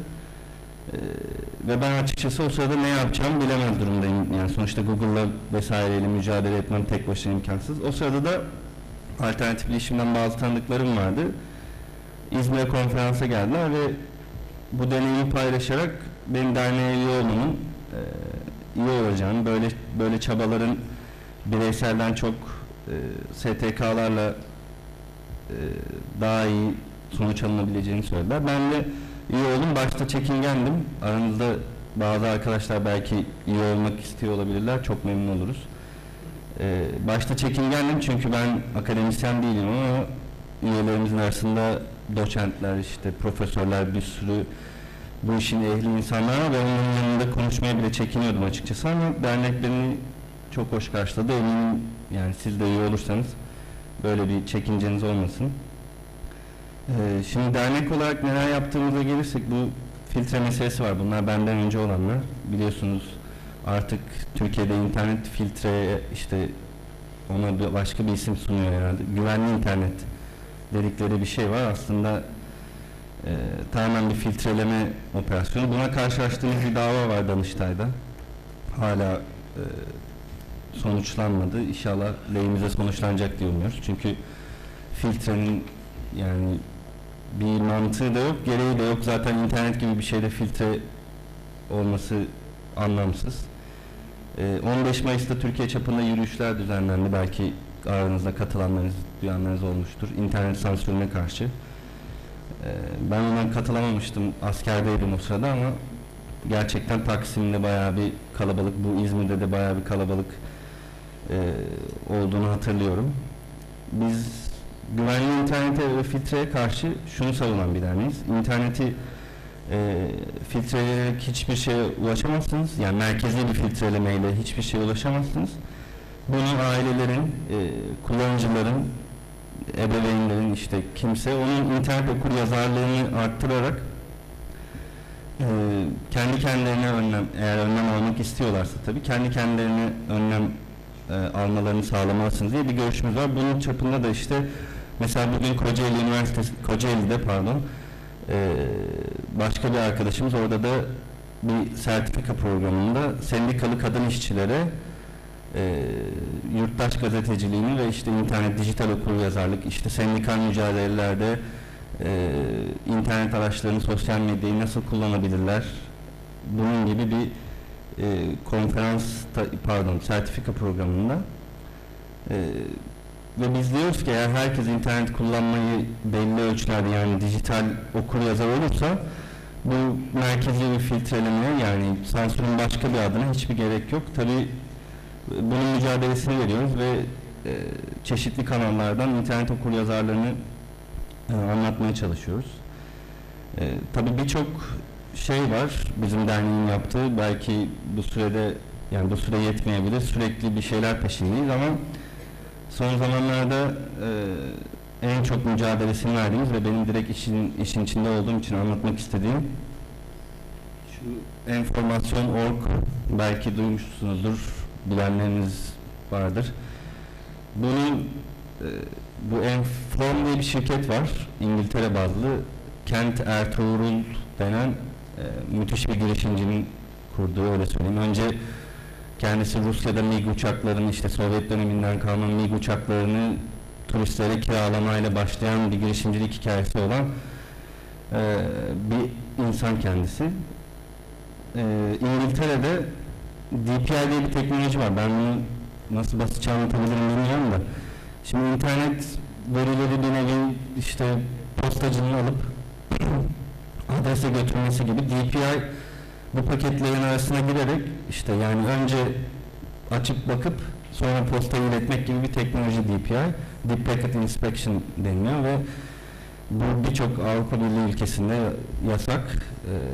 Formda DPI'yi kullanarak işte reklam hedeflediğini söyleyen, iddia eden bir firma. İngiltere'den kovuldular, Avrupa Birliği'nden kovuldular. İşte kovulduktan sonra her zaman olduğu gibi demokratik tepkileri tam gelişmemiş. İşte bizim gibi Romanya, Türkiye, Brezilya'da açtılar ve TTNet omurgasında şu an gezinti.com'a yönlendiriyordu. Bir ara belki TTNet'ten girenler birkaç ay önce internette herhangi bir anda gezinti.com'a yönlendiklerini hatırlıyorlardır. Öyle bir tecrübeleri vardır ve bu gezinti.com'a kapattığınız anda siz bu sisteme izinsiz olarak dahil olmuş oluyordunuz ki formun savunduğu şey gezinti.com'a kapatma tuşuna X'e bastığınızda şey yazıyordu işte siteden çıkarak gezinti.com aboneliğinizi kabul etmiş sayılıyorsunuz gibi böyle aslında tamamen kandırmacaya dayalı bir şey sistemi vardı ve kendileri bunu şey söylüyorlardı işte biz herkesten izin aldık ama nasıl izin aldıklarını işte görüyorsunuz. Bu şimdi kısaca anlatayım formunu yaptım. Mesela internette girdiğiniz her siteyi kaydediyor. Bir göz var yani bilgisayarınız ekranınıza bakan bir göz gibi düşünün. Bu bütün kayıtları yaptıktan sonra size bir numara veriyor. Mesela yani 24 haneli falan böyle hiçbir anonim bir numara diyorlar ama bunun geri çevrilmeyeceği ve kişinin bulunamayacağı diye bir şey yok. Böyle bir garanti yok. Şeffaflık hiç yok.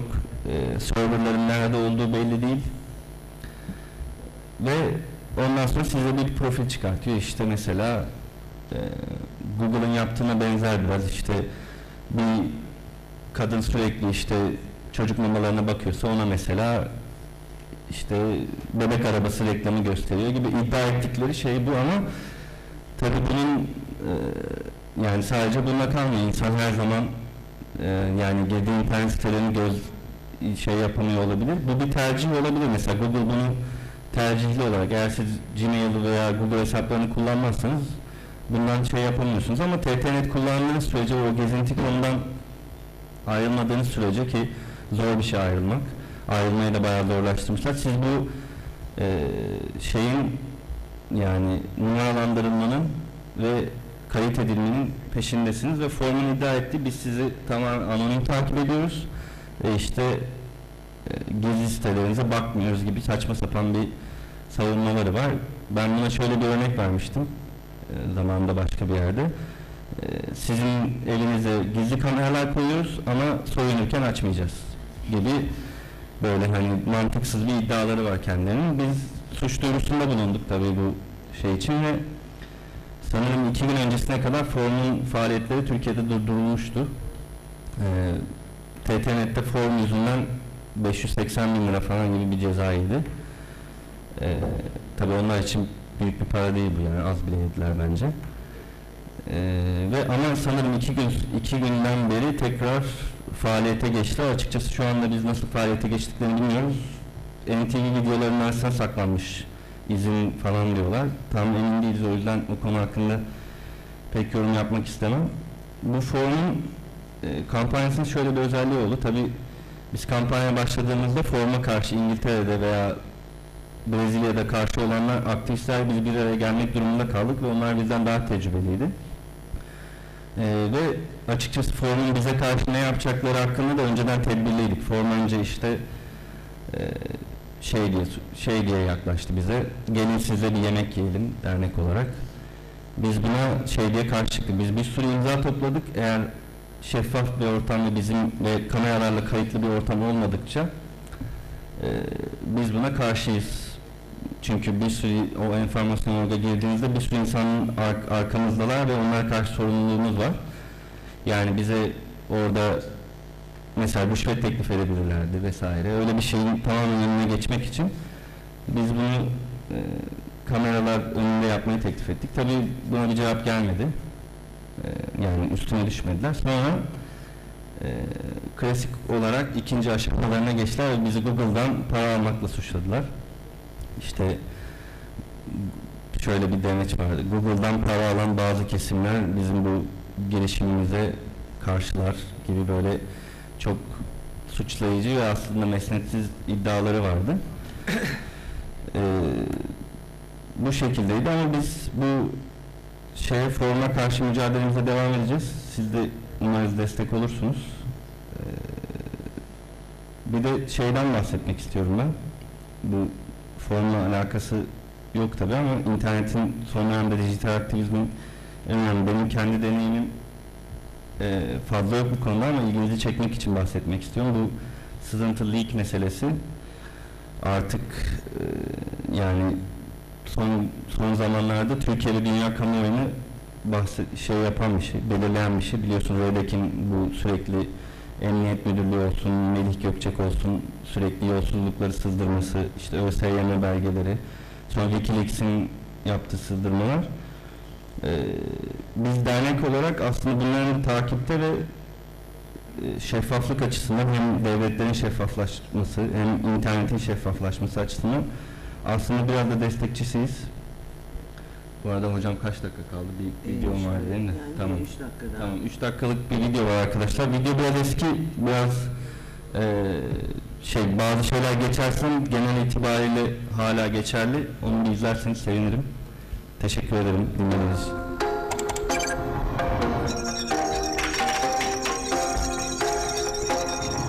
Meet Google, the noun that became a verb, the world's favorite search engine, the company whose motto is, "Don't be evil." Google processes 1 billion web searches every day using 450,000 servers. But it's more than just a search engine. Intel CEO Andy Grove calls Google, which has a market value of $200 billion US, a company on steroids with a finger in every industry. Google has acquired 30 other companies in the last 9 years and patented 187 products. Last year, it launched a venture capital arm to invest in software, clean tech, biotech, healthcare, and no doubt other areas we haven't thought of yet. Here's a few of the things Google wants to own: your phone, your email, your computer, and your entire digital life. Whatever you want to do online, Google wants to be your one-stop shop. It also wants to own the cables that deliver the internet itself and the electricity to power them. Google also wants to provide your entertainment and your news. It wants to build the largest library ever. This project is currently the subject of a class action lawsuit brought by publishers and authors. And it wants to know where everything is, from your front lawn all the way to Mars. Google wants to track you, storing records of everything you look at online for 18 months. It also wants access to your health records and your DNA, with 2 of its early investments in genetic testing companies. Google wants to follow your friendships. Social media platform Google Buzz was engulfed in complaints last month over alleged privacy breaches. It is now the subject of another class action lawsuit. And it's not the first time that privacy has been an issue. Google Maps and Google Earth have been criticized for including photos of naked kids, people vomiting, and leaving sex shops. 2 months ago, Google CEO Eric Schmidt said of privacy concerns, "If you have something you don't want anyone to know, maybe you shouldn't be doing it in the first place." Why does Google want to know so much about you? As Schmidt says, we are in the advertising business. 97% of its revenue comes from ads. Google wants to know who you are, where you are, and what you like, so it can target ads at you. Google, building an empire on your street, on your phone, in your DNA, trying very hard not to be evil.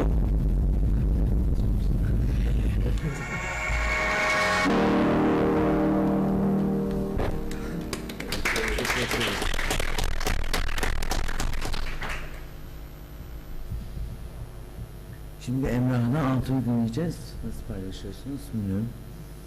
Biz başlayacağız ve ben bir yerde topu Emre'ye atacağım. Tamam. Ama bizim sunumumuzu bulursam.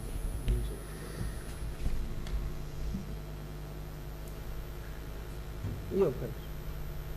Şimdi biz 2 gündür aslında konuşulan, bugün daha fazla konuştuğumuz bu aktivistlerden, yani aktivist sözcüğü de biraz Çok içime sinen bir laf değil ama öyle diyelim şimdilik, aynı şeyi konuşuyor olmak için. Bu mücadelelerin, yani internet alanı etrafında demekte ısrar ediyoruz. Çünkü sadece içinde değil, etrafında süren farklı tipte güç mücadelelerini 3 örnek üzerinden tartışıp biraz daha bu meseleyi anlayabileceğimiz bazı kavramlar üzerine düşünmek istiyoruz. Çünkü çok şey var gerçekten. Çok farklı tipte mücadeleler var. Redek'te var, alternatif bilişim de var yetkinliği olduğu. Veya YouTube yasağı karşısında bireylerin, ki ben bireyler derken sanırım çoğumuzdan da bahsediyorum, geliştirdiği farklı mücadele tarzları var. Şimdi bunları biraz daha iyi beraber düşünebileceğimiz ve belki bir şeyler kavramak açısından biraz daha ileri gidebileceğimiz bir şey üstüne çalışıyoruz Emrah'la. Henüz bitmiş bir proje değildir. O yüzden sizden gelecek eleştiri ve yorumlar çok değerli bizim için. Özellikle alternatif bilişimci arkadaşlar burada varken onlar hakkında ahkam keseceğiz. Onun için de şimdiden kusura bakmasınlar. Mesele bu. Çevrim içi alanda siyaset, güç ve mücadele kuramsal olarak nasıl tanımlanabilir acaba? Dolayısıyla arkadaşlarımızın yaptıklarını ve daha iyi yapılabileceklerini nasıl düşünmeliyiz? Ve de aslında muhalefeti daha derinlikli bir şekilde nasıl kavramlaştırabiliriz? Özellikle çevrim içi alan, yani internet etrafında. Şimdi burada tabii düşünürken bizim bu hareketleri, mücadeleleri farklı eksenlerde düşünmemiz mümkün. Bizim REDEK, Alternatif Bilişim Derneği ve bireysel mücadeleleri düşünürken eksenimiz şöyle oldu. Bir tarafta yasa dışı ve örgütlü mücadeleler var, REDEK.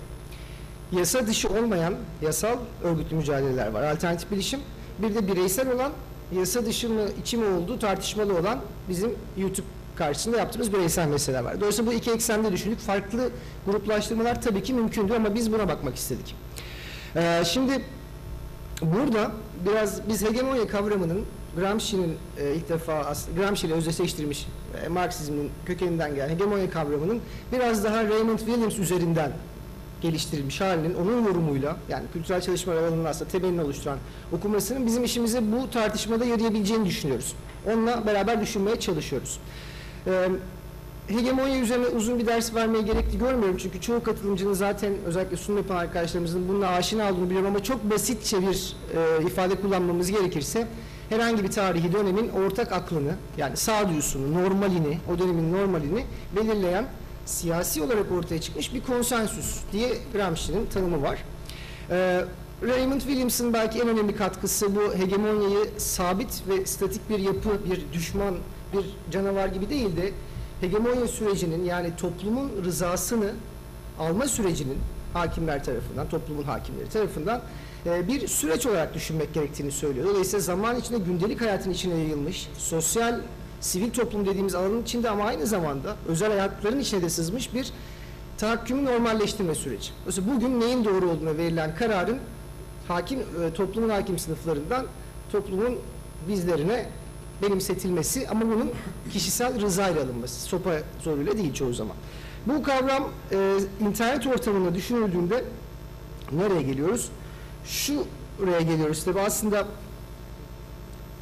şunu unutmamak lazım, belki onu atlamayayım. Hegemonyanın mutlaka karşısında bir şeyler var ve bizim aslında günlerdir konuştuğumuz şeyler bunlarla ilgili. Hegemonyanın karşısında duran, zaman zaman hegemonya içinden, zaman zaman hegemonya dışından bu hegemonyaya karşı girişilmeye çalışılan, etkisi küçük veya büyük girişimlerin varlığını hiç unutmamamız gerekiyor. Bu da hem Gramsci'nin hem de Raymond Williams'ın hegemonyadaki bence en önemli şeylerinden bir tanesi bu. Bu karşı hegemonya diye de bir şey var. Burada internete çevirdiğimizde ortaya ne çıkıyor? Aslında iki gündür konuşuyoruz. Bir tarafta yani devletler ve şirketler diye basitleştirebileceğimiz yargı, yasama ve yürütme organıyla devletin kendi araçları üzerinden kurduğu ve bu cephenin yanında o hegemonik blok denilen, bloğun içinde yer alan, var olan statükonun sürmesinden çıkarı olan kar grupları, yani şirketler. Aslında burada az önce yetkinin de konuşurken söylediği form bir şirkettir. Form ama TTNet'le çalışır. TTNet aslında bir şirkettir ama devletin sahip olduğu bir şirkettir. Özelleştirme sürecine rağmen. Ve aynı zamanda birazdan örneklerini vereceğimiz gibi farklı devlete yakın gruplar da vardır bu mücadelenin bir tarafında. Karşı tarafta şu var, internete taşıdığımızda şöyle bir noktaya geliyoruz. Bazı mücadeleler için internet esas cephe oluyor. Yani REDEK örneği biraz daha buna yakın sanki. İnternet üzerinden bir güç savaşı var, bir cephe savaşı var. Bazıları için ise yeni bir cephe. Mesela alternatif bilişim için böyle düşünüyoruz biz. Yeni cephe derken hayatın içinde, internetin dışında olan tahakkümü oradan, yani şöyle söyleyeyim, toplumsal tahakkümün hakim sınıfları veya güçlü grupların diyelim, işte toplumun üst katmanlarının toplumsal hayatta sürdürmeye çalıştıkları hegemonyanın internete yansıması durumu var. Yani yeni bir cephe olarak o hegemonya var, onun karşısında bir takım mücadeleler var. İçeriden direniş, dışarıdan direniş meselesi önemli. Hegemonyanın içi ve dışı olarak tanımlanabilecek Raymond Williams'ın çok dikkat çektiği bir nokta, yasal çerçeve belki burada bir yol olabilir. Bizim için Redek biraz daha dışarısı olurken diğer bahsettiklerimiz biraz daha içerisi oluyor. Şimdi burada artık ben teorik kısmını, sıkıcı kısmı bırakayım, örnekler üstüne konuşmaya başlayalım. Burada şu çağrı önemli. Geçen sene 2012 Şubat tarihinde Anonymous ve de Occupy hareketi birlikte bir çağrı yaptılar. Dediler ki seçmenlere, aktivistlere ve herhangi bir bayrak altında toplanmış tüm klavye savaşçılarına sesleniyoruz. Bakın burada 3 gruba hitap ediyor. Seçmenler, yani bireyler, aktivistler, yani örgütlü, yasal çerçeve içinde zaten hareketin içinde olanlar, bir de bayrak altında toplanmış klavye savaşçılarına. Çağrıları Amerika'da gündeme gelen SOPA ve PIPA isimleriyle bilinen korsanlık karşıtı, yani internet üzerindeki paylaşılan malların özel mülkiyete dahil olduğunu savunan ve Anonymous'un asla kabul etmeyeceği, yani hacker etiğinin tamamen zıttında duran, özel mülkiyeti savunan bir pozisyondu ve çağrı kendi kongre üyelerinize oy vermeyin idi. Şimdi burada isterseniz bu herhangi bir bayrak altında toplanmış klavye savaşçıların Türkiye versiyonuna geçelim ve Emrah'ın esas bildiği kısma gelelim. Buyurun. Merhabalar. Ben bir anekdotla başlamak istiyorum. Bu çalışmanın ilk versiyonunu diyeyim ben Eylül ayında Karaburun Bilim Kongresi'nde sundum. Tebliğin başlığı da internette illegal mücadele RETEK'ti. Bir arkadaşım şöyle bir teklifte bulundu. Sunumundan hemen önce bir Twitter'da hashtag açalım da yani bakalım RETEK'in nasıl bir tepki vereceğine bakalım diye. Çünkü şöyle bir tedirginlik de vardı o dönemde. Ben çalışmaya başladığım sırada biraz sonra değineceğim. RETEK bilişim suçlarından alındı, terör mücadele kapsamına geçildi. Sağ olsun ülkemizde de savcılar birdenbire yani örgüt propagandasına yönelebilir diye online görüşme niyetim vardı. Vazgeçtim. Böyle bir yolla halletmeye çalıştık. Bu arada konuşmada son sıradayım. Bir yere dönüp arkama baktığımda RETEK birdenbire coşmuş, bize illegal diyenlerin kendisi illegaldir diye bana giydirmeye başlamış. Sonradan arkadaş bir müdahale etti, yok öyle bir tebliğ değil, halk için her şey yapılan meşrudur diyerekten ortalığı yumuşattı. Finalde de RETEK Karaburun Bilim Kongresi'ni selamlıyoruz diye olayı kapattı. Ve en azından burada güvenlik noktasında biraz daha iyi konumdayım. Çünkü ciddi şeyden endişelenmiştim o gün. Birden mailim RETEK tarafından hacklenecek. Şimdi RETEK'e geçmeden önce Castells'in internet için söylediği bir şey ben bahsedip hackerlar üzerine çok kısa bir şey söylemek istiyorum. Castells diyor ki proje yani internet bir ölçeğiyle düşmanın gücüne, hareket kabiliyeti ve arazinin bilgisine karşı koyabilmek için gerilla güçlerinin çok geniş bir araziye yayılmasını öngören mağcu taktiklerin elektronik bir dengeydi diye internet projesini böyle tanımlıyor. Ama geçen zaman içinde şunu fark ediyoruz, internetin oluşum tarihini hepimiz az çok biliyoruz yani devlet kurumu olarak çıktı sonra özel sektöre geçti ve internetin sahipleri ortaya çıkıp kendileri bir hegemonya haline gelince aslında hackerlık denen şey kendiliğinden de yani hackerlığın kendi tarih içinde de ayrılıklar var ama bir tür gerilla hareketi olarak ortaya çıktı. RETEK'te 1997'den bu yana var olan ve Türkiye'de bilinen bir örgüt ama şu soruyu sormamız gerekiyor. Ne oldu da 2012 Şubat'ında RETEK bilinir ve görünür hale geldi? Çünkü 2012'ye kadar RETEK'in ben kendim de 2000'ler yıllarda hayal meyve hatırlıyorum RETEK'i ama çok özel olarak takip ettiğim bir grup değildi. Ama çok ciddi eylemleri var. Mesela bunların başında benim en çok ilgimi çeken İstanbul'da trafik cezalarını sildikleri bir eylem var. Bu muazzam bir eylem. Ama şu sorunun cevabını vermemiz gerekiyor. Böyle bir muazzam eyleme rağmen 2012'ye kadar neden şu olmadı? Bilinir hale gelmedi. Bunun öncelikli neden olarak şöyle bir şey düşünüyorum ben. Yani Türkiye'de hükümetin biraz daha baskıcı bir moda girdiğini, kamuoyunda genel bir görüş olduğu dönemde Bu baskıcı durumun en önemli aktörlerinden birisi olan emniyete saldırmış olması ve emniyete saldırıp ciddi bir şekilde onun verilerini çalmış olması ki bu verileri çalarken de ortaya çıkardığı bilgiler işte genel olarak işte güvenlik biriminin aslında yani ideolojik anlamda bizleri koruması gereken güvendiğimiz kişilerin kendi şifrelerini bile 1, 2, 3, 4, 5 diye komik bir şifreyle şifreleyip hiçbir şekilde güvenlik kaygısında olmamalarını göstermiyor ki bu noktada biraz sonra Altu biraz bahsedecek. O eylem üzerinden daha sonra yaptıkları eylemlerde de otoriteyle ciddi bir şekilde dalga geçmeye başladılar ve ben ona şey diyorum, madara etme durumuna geldiler.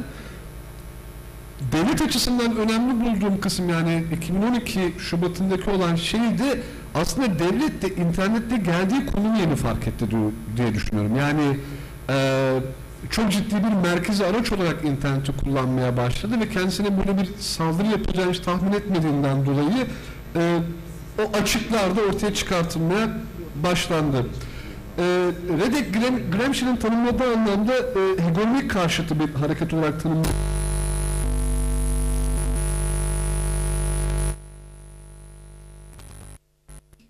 Anlamda güncel anlamdaki araçların örneğin mevcut hükümeti de kendisine hedef olarak seçiyor. Bu anlamda doğrudan eylemlerinin hareketinin Marksizm üzerinden tanımladığından dolayı bir hegemonya karşıtı olarak bir yapıya sahip. Ancak Redek'in Marksist algısının dün filmde de hatırlarsanız ilginç bir yapısı var. Sadece Marx'la sınırlandırıyorlar ve devrimci sembolik kişileri kullanmak dışında işte Çe'dir, Deniz Gezmiş'tir, Mao'dur herhangi bir başka Marksist grupla tanımlamıyor. Yani Marksist-Leninist demiyor, Marksist-Maoist demiyorlar. Sadece Marksist diyorlar ki dünkü filmde kendilerine ait bir tanımlar vardı. Devrimciler arasındaki ayrılıkları değil, aynılıkları baz alarak bir harekette bulunuyoruz diyorlar. Bu da açıkçası özellikle kendilerine yönelik takip konusunda takipçilerinin bölünmesini de engelliyor gibi geliyor. Yani sadece Marksizm üzerinden bir hareket yaptığında yani ki dünkü filmde de şey gördük kendi aralarında gündelik yaşamda farklı gruplarda yer almalarına rağmen bir Marksizmin üst bir karşı hegemonya ideolojisi olarak kuruyorlar. Pratikler dizisine baktığımızda Scott'un tahakkümle direnişte dile getirdiği bir kavram var.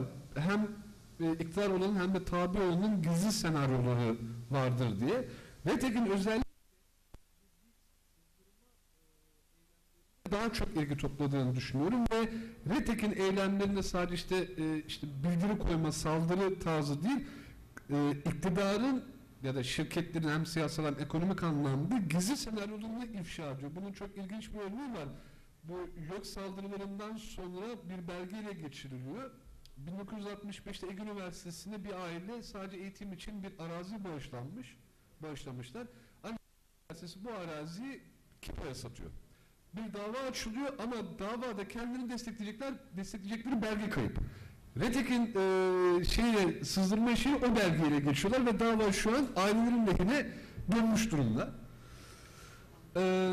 Son olarak Altuğ'un girişte yaptığı bu hareketlerde neye dikkat etmemiz gerektiğini yani iktidarı anlayabilmek için iktidar karşı hareketlerin kendisine bakmamız iktidarı anlamamıza yarıyor noktasında Redek'in ilginç bir konumu var.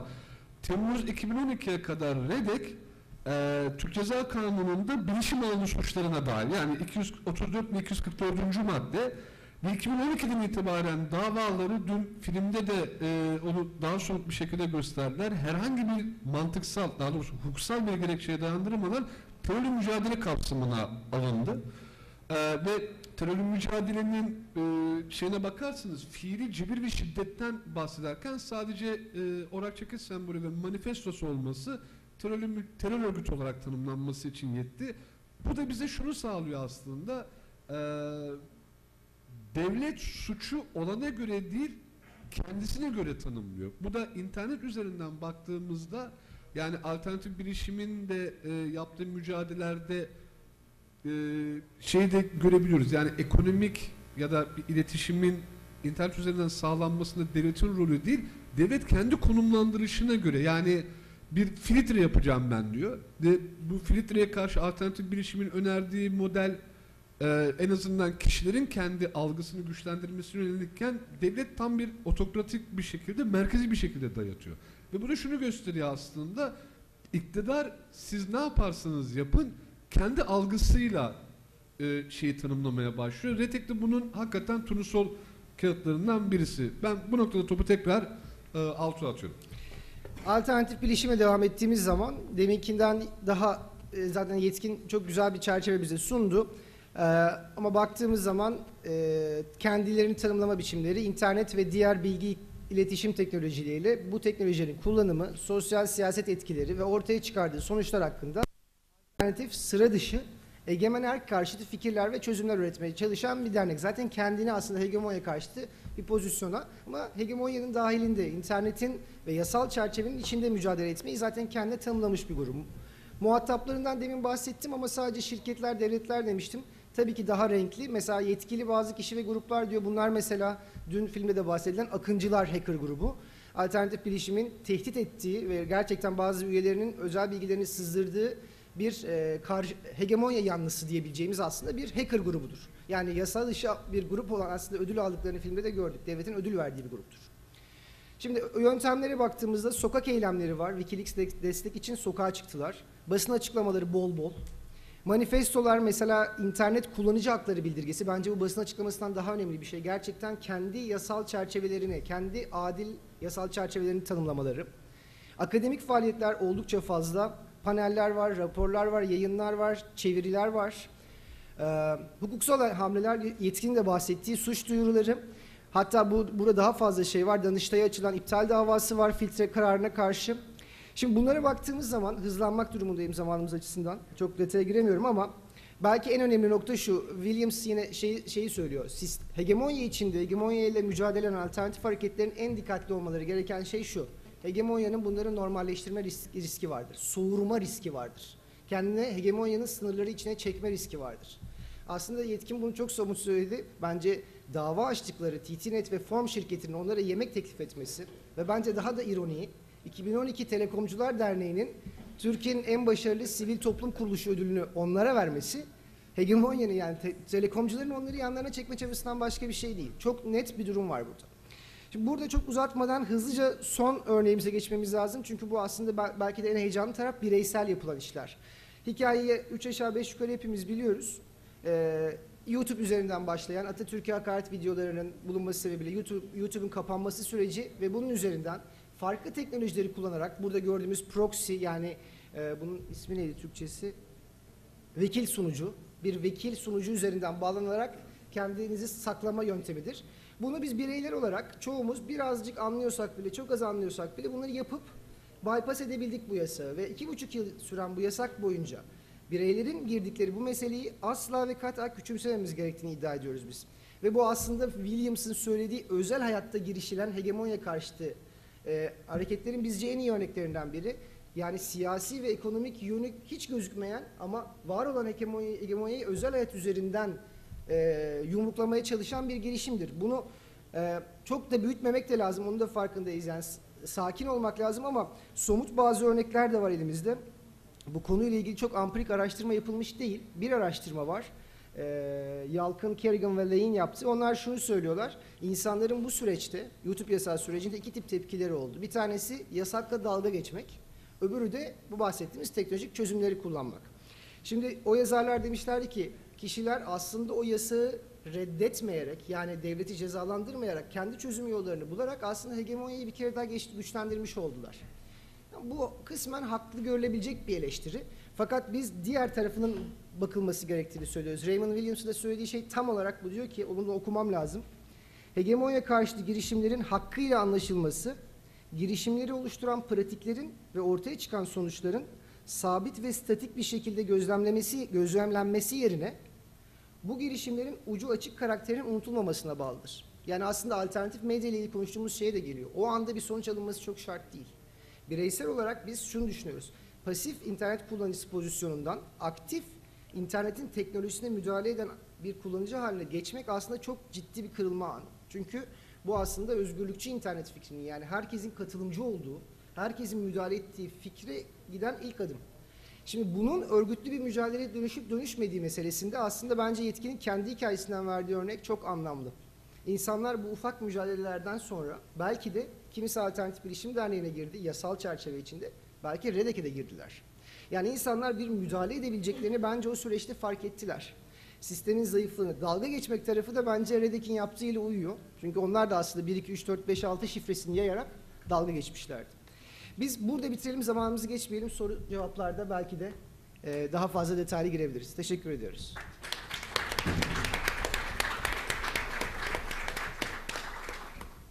Teşekkürler. Şimdi esasen buradaki programa göre bitmiş olması gerekiyor, yani tam şu dakikada.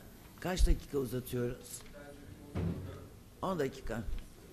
Peki 10 dakikalık bir tartışma şansımız var. Evet. Teşekkürler herkese. Buradaki şey biraz aslında merak ettiğim bir soru var. Bu son YouTube vesaire ilgili olan. Çok şizofrenik bir ülkede yaşıyoruz bence.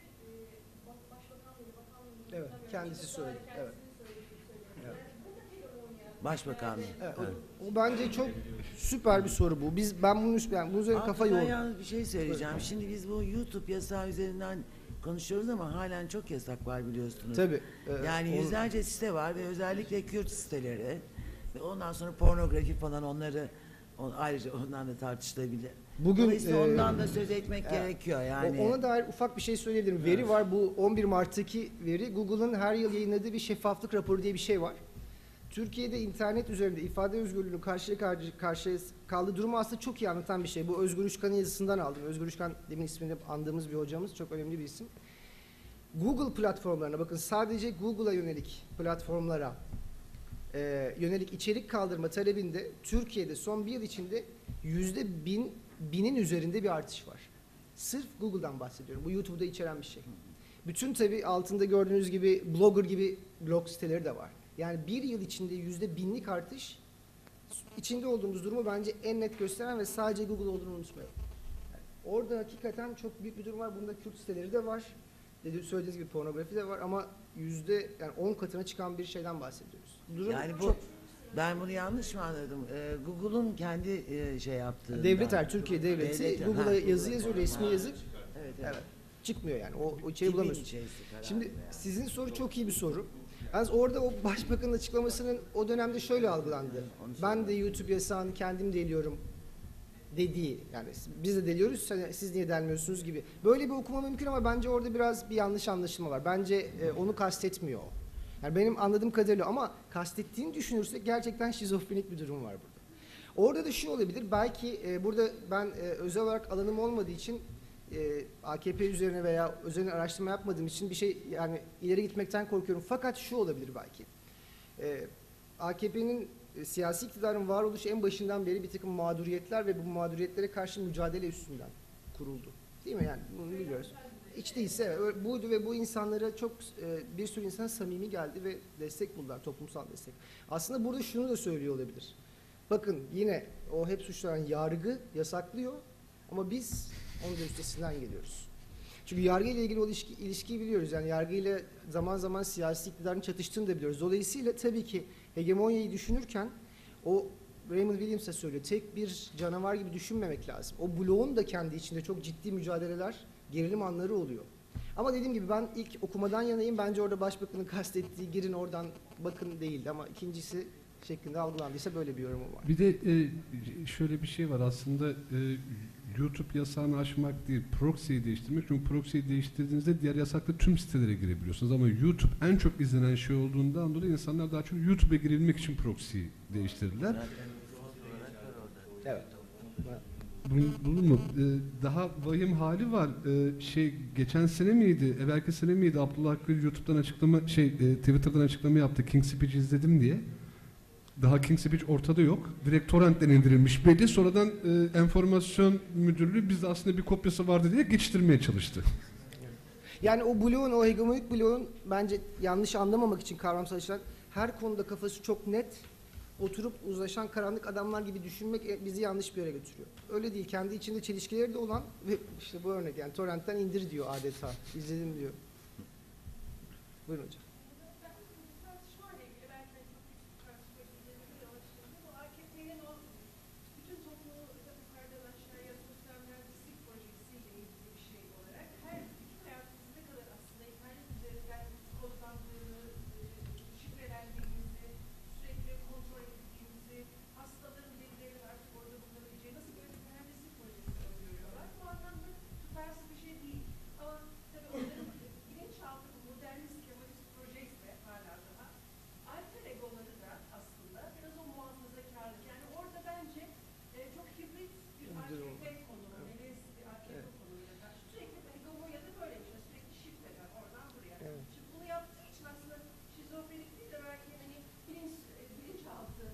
Olabilir. Lacan'dan biraz faydalanabiliriz. Evet, biraz öyle zannediyorum.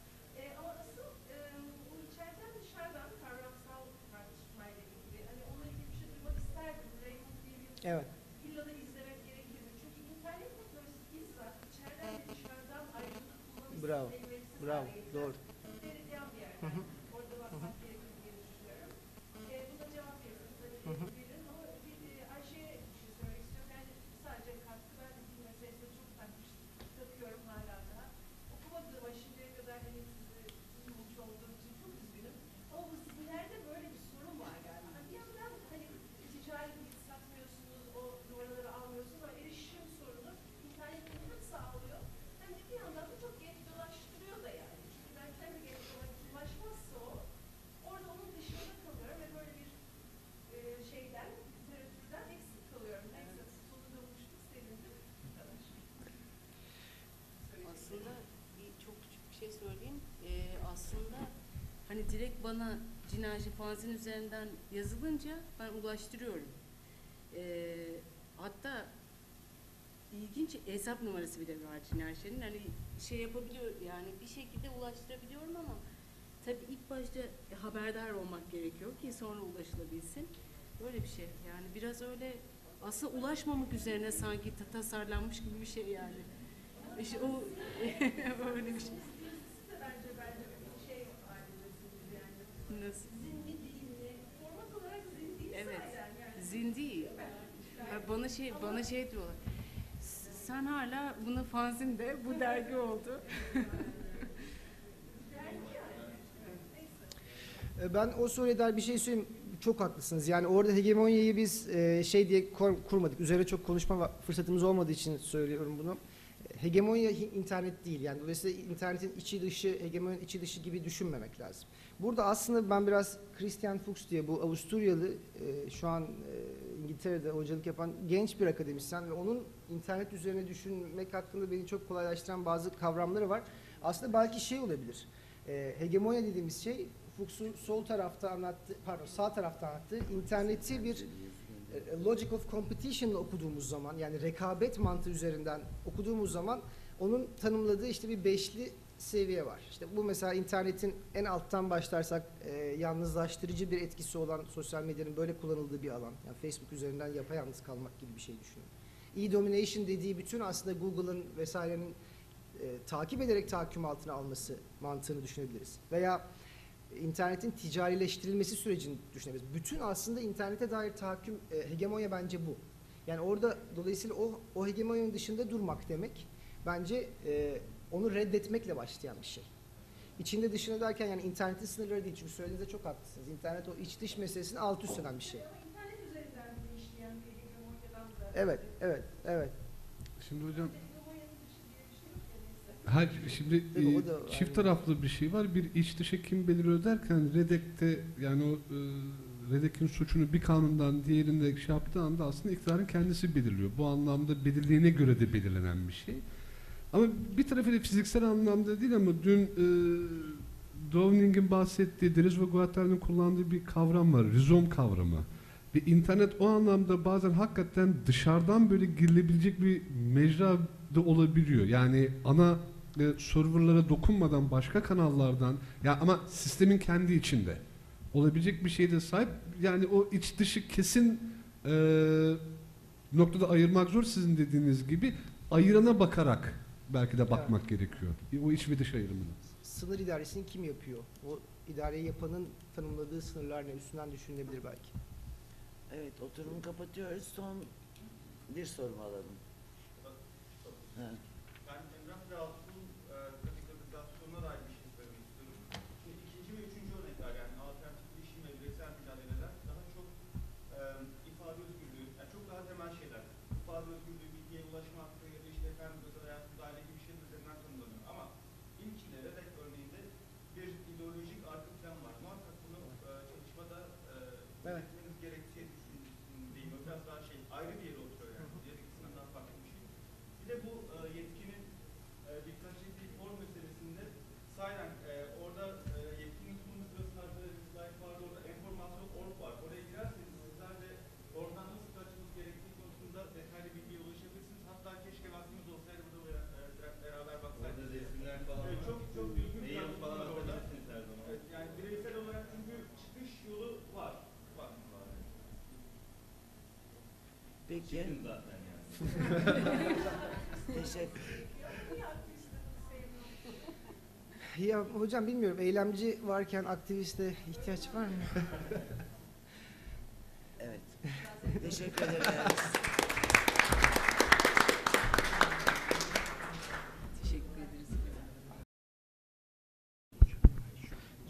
Before we start, I'd just like to make a reminder to our guests who have come from outside of Izmir. We'll ask that, it's just a reminder that you keep your boarding passes, okay? And you send them back to us after you get back home, okay, basically. And we'll need them to be mailed rather than scanned or faxed. It would be fantastic if you could actually mail them back to us. I'll give you guys the address of the university. Thank you. Just a reminder.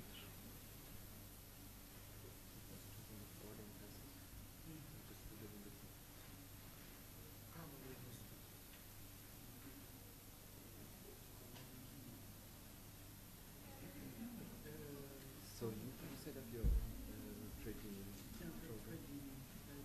Trade union TV. Power of labor. Strikes, protests, something. And also some interviews, and also a kind of expert team ask the expert from the trade union about labor relations, rules, such as US and non-sensitive questions. That's too bad. That's too bad. Because I mean, it's quite interesting, and it's quite common in Germany. In many parts of Europe, I guess, it's really growing. Everybody's doing videos by now, which is good because I think you're reaching much more people with videos. So, because people are a bit lazy to read. I mean, I am too lazy to read, so I need videos as well. Yeah.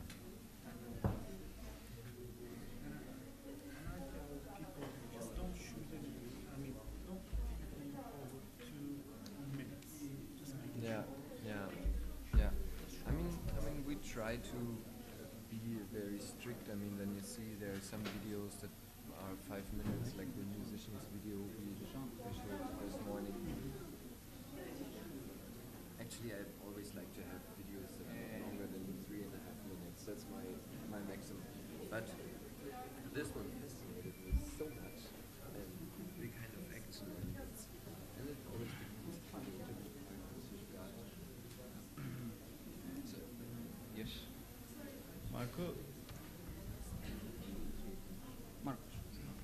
Keynote mu ama şimdi moderatör mü oldun? Nice, you're the moderator, I guess. Yeah, I Okay. try to be. It would be nice, yeah. Okay. So welcome back to the second panel today, and I guess it's the last panel for this conference, except for the final Q&A round we'll have later this afternoon. And I welcome on the panel 4 people. I guess we hear 3 presentations. The first one will be, I hope, are you presenting first? Together. But you're Yeah, the first one. Okay. The first one will be by Aysun Akan and Pantelis Vatikiotis. And let me first introduce both of them to you.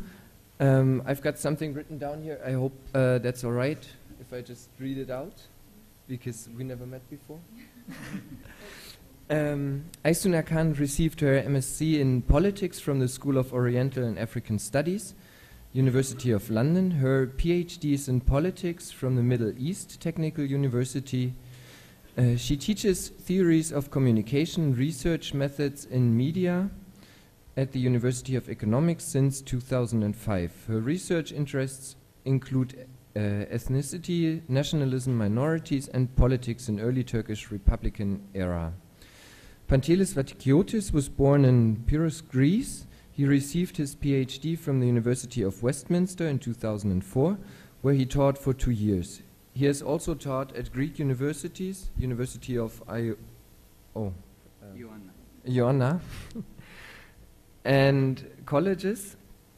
And he worked in media industry as programmer, scheduler for Sky TV, I guess it's pronounced, Sky TV channel.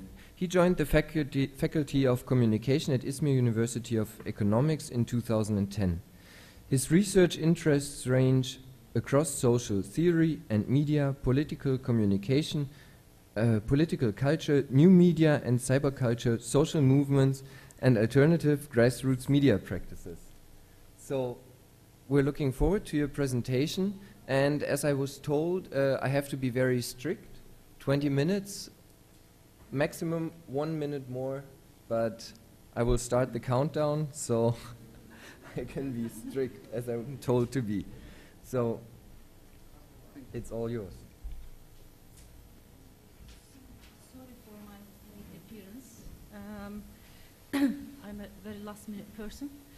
Where do I go down? Here. So, okay.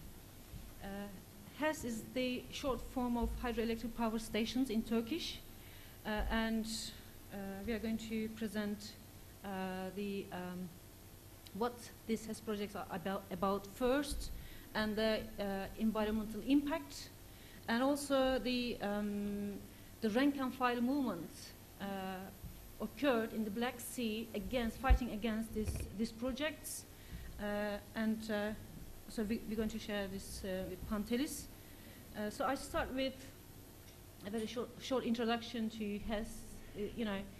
They're like pro and against opinions about HES projects. They are presented as providing clean energy, okay? Controlling flood, therefore boosting energy, boosting agriculture, and provides more reliable irrigation. And also for the Turkish case, since 1970s, building hydroelectric power stations being presented as a sign of development, economic development, because Turkey is being classified under undeveloped or developing, a more positive term. So this is a kind of turning that to other way around, and the governments throughout the Turkish Republican history presented that as a sign of development, economic development. However, if you consider its impact on the environment, there are like hundreds of could be listed. I have some over here listed, as you can see.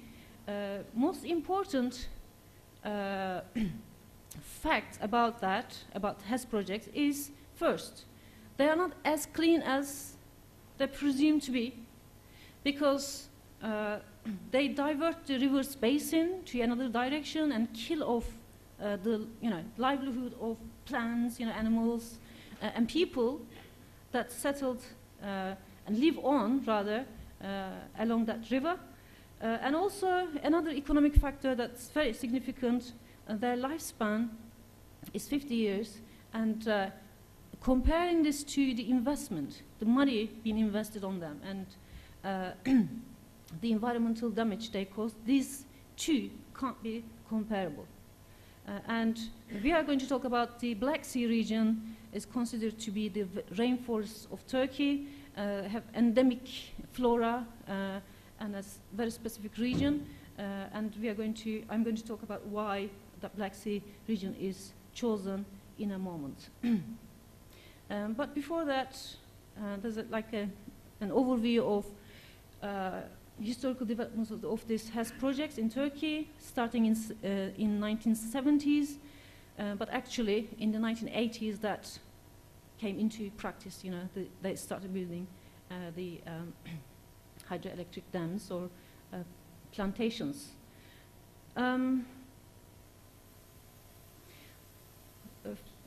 To go ahead with this kind of projects, in 1980s, Özal government, compatible with his economic policy, allowed the private enterprise to enter the energy sector, and the monopoly take this Turkish Electricity Administration ended, and then government could hire companies to produce electricity, and then state buys that, sells to customers, to citizens.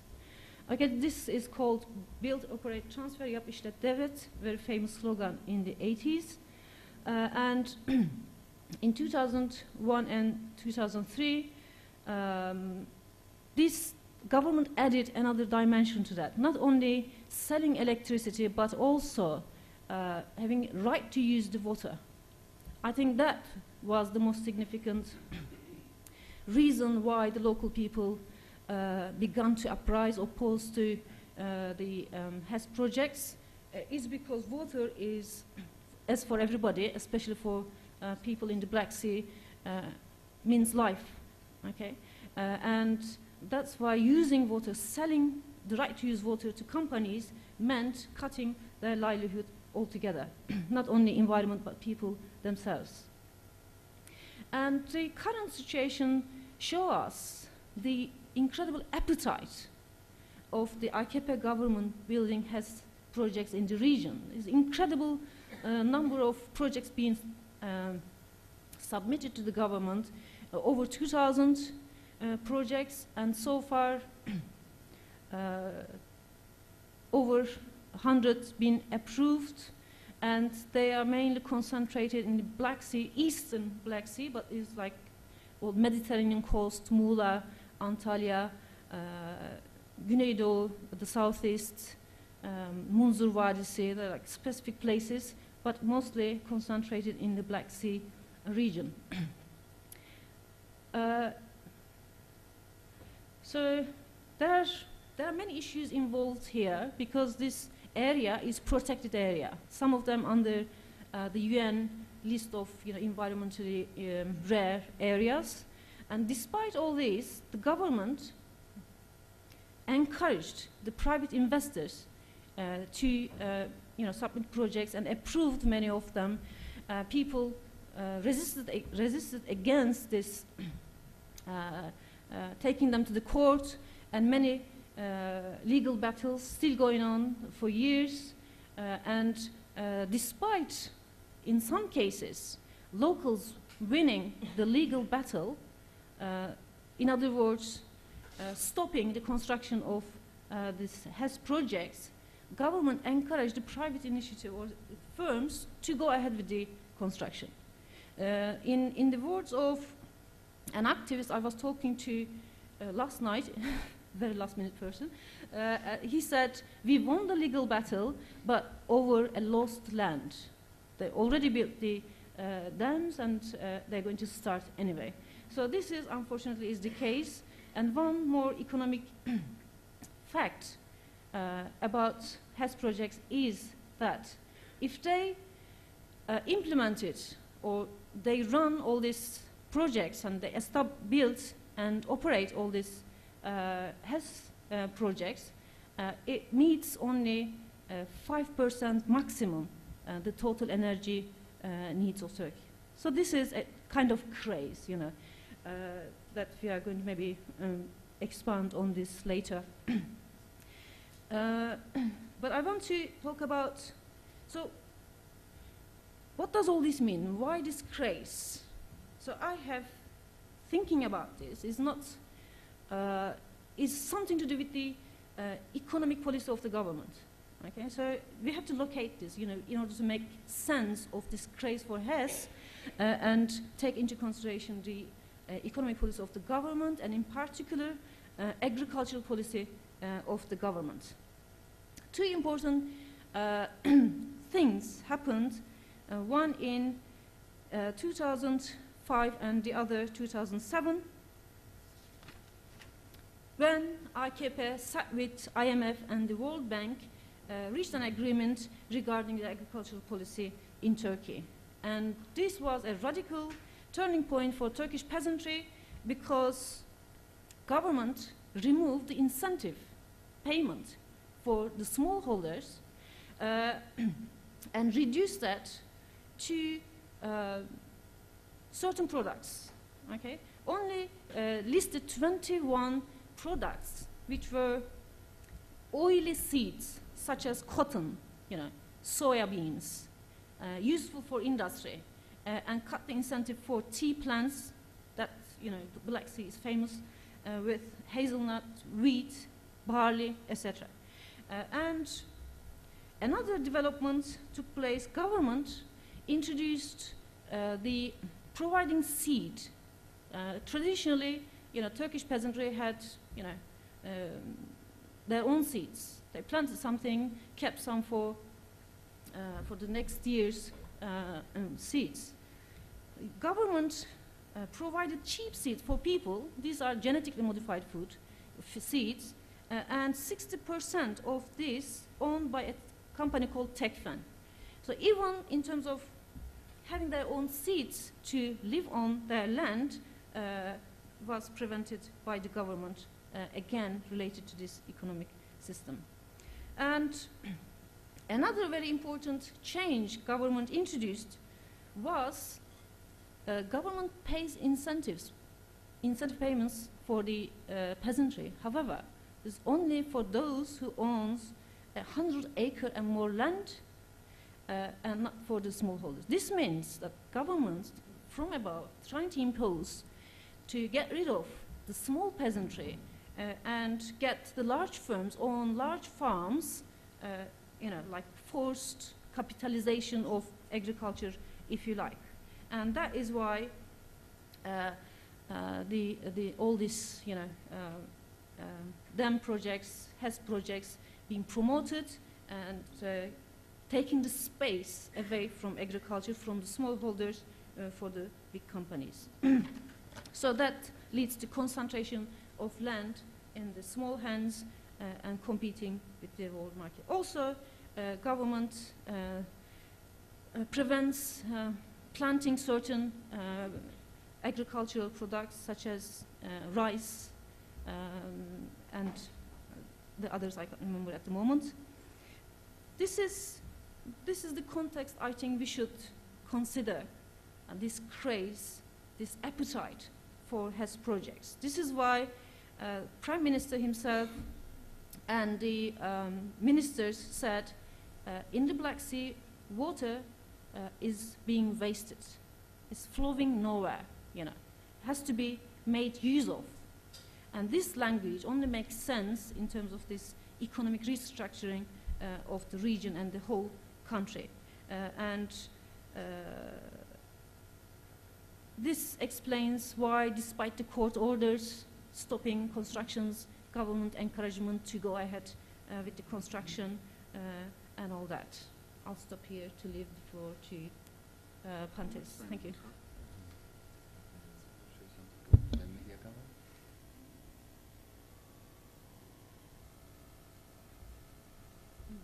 I forgot one title. Got so excited about. Briefly, and because we don't have much time. Okay, a very brief note on media, mainstream media coverage of this has and all the things going around them is, we can't say that mainstream is, we can't stereotype it. They're like bits and pieces. Certain column writers mention environmental effect and all that. However, usually mainstream present this as a sign of development. For example, titles like "The Russian Giant," wrong spelled, going to build 4 hydroelectric plants in Turkey, energize one of the biggest holdings in Turkey, reached an agreement with a German company to build a power plant, hydroelectric power plant, etc. These are the kind of discourse that appear in the mainstream media, despite bits and pieces on environmental effect. But these were not presented in its totality, only fragmented and as if it's a one-off thing, not consistent, and the unless sensational, the local people's resistance not being covered systematically, etc. As very important note, remind you to many of the owners of newspapers also invest in energy sector. I think this tells us something about the coverage.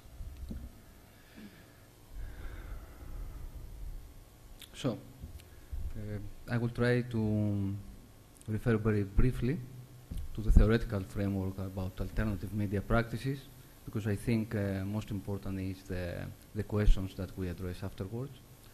So I will skip all this kind of reflection. Just I would like to point out that mainly all these theoretical reflections have addressed either the content of this kind of project that we call alternative, or the process, or both of them. And of course, within this framework, and the environmental issues have been very important in terms of a terrain of the implementation of alternative media practices in relation to anti-nuclear movements, climate change, social justice issues, and of course local environmental activities, which is our focus. And actually this has been done through different perspectives, either under the prism of the formation of an alternative public realm or sphere, even in terms of the strike for visibility, that was also part of the keynote speech today, as well as in relation to alternative forms of journalism and media framing. So, our interest here has to do with one back, please. Yes. So we'll focus on some online platforms that are active in the area of Black Sea. This is an example of them, and we think are important because of addressing several issues and aspects in relation to these problems that we referred before on best practices. First of all, in terms of the content, they share a lot of information on the current situation. Moreover, they share a lot of legal documents and court decisions. And not only this, they run also some workshops, both in terms of the legal issues and how we can read them and what do they mean, and in relation to the media. So, if I could reflect a bit on the theoretical framework I discussed before, I would follow the comment that was made by Chris Sutton and Nick Couldry when they introduced a special issue on alternative media in the Journal of Media, Culture and Society, saying that few involved in this field would disagree with Clemencia Rodriguez's argument that at stake at the whole range of alternative media practice is the issue of citizenship, in some sense. So, under this perspective, we address our research interest. Sorry. No worries. So, we are trying to explore the role of these online platforms concerning the coverage of environmental issues, the mobilization of citizens, including the locals, and, of course, different inputs from civil society across the country, and the organization of actions against the harsh practices in the Black Sea region. So let me formulate it in terms of questions that we're interested in. So one set of questions has to do with the content and how do these online platforms frame the discussion about the harsh practices. Do they cover them in a different way than the mainstream media? The second set of questions has to do with the participation and the process. What is the impact of these online platforms in promoting awareness of environmental issues and the engagement of local community in the discussion for them? And what kind of processes do take place in the implementation of these practices? Do they promote the empowerment of the participants in them? And finally, the last one has to do with the new media and the relation with activism. To what extent these online platforms contribute to the organization of citizen actions against harsh practices? How? And what is the role of the new media in this process? Do they just supplement these kind of actions? Do they network them? Etc. So finally, we address one more question about what are the differences between previous mobilizing practices against harsh project, which, as you understood before, has a long history, and the difference between the ones that are initiated by new media practice today. So this is the framework actually for a project that we are planning to run. So this is a working paper, and any kind of feedback from you, it is more than welcome in order to go on with it. Thank you very much. So, thank you. Perfect timing, I would say. But an interesting subject. But we decided we'll first hear all three presentations, and we'll have a round of Q&A afterwards. Okay, so let me introduce our second speaker, Erdinç Ergenç. Is it correct pronounced? Is a journalist in Istanbul. He graduated from the Faculty of Political Science, Istanbul University. He holds an MA. So everybody's awake again. He holds an MA degree in journalism and worked as an editor and reporter in several daily newspapers, weekly and monthly magazines, as well as online in daily Sabah Weekly Businesses Turkey, daily Reference, and various other papers and online magazines for the past 18 years. He attended vocational programs of Journalist Network in Germany and Sweden. His interest has been economy, politics, and foreign news orientated, covering the Middle East and Caucasus and minority issues, human rights, civil society in Turkey. Currently, he's a freelance journalist in Istanbul, interested in social media, documentaries, and photography. For you as well, welcome, and we're interested to hear your speech. Thank you, Marco. But you forgot something I should add. So I should warn all of you, I'm a terrorist, and you should protect your minds from my terrorist propaganda. I should warn you, that's what the president, the prime minister, the vice prime ministers all call us. A lot of my friends are in jail in Turkey, some 70 or 71. It changes every day, so I should warn you, you'll be exposed to a terrorist propaganda from now on. I'm called a terrorist since I've been working in newspapers and in the media for the last 20 years. I still don't have a press card. I don't need it. I mean, I don't object it.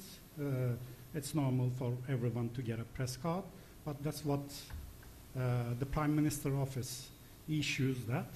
I mean, I've covered a lot of his press meetings, press conferences.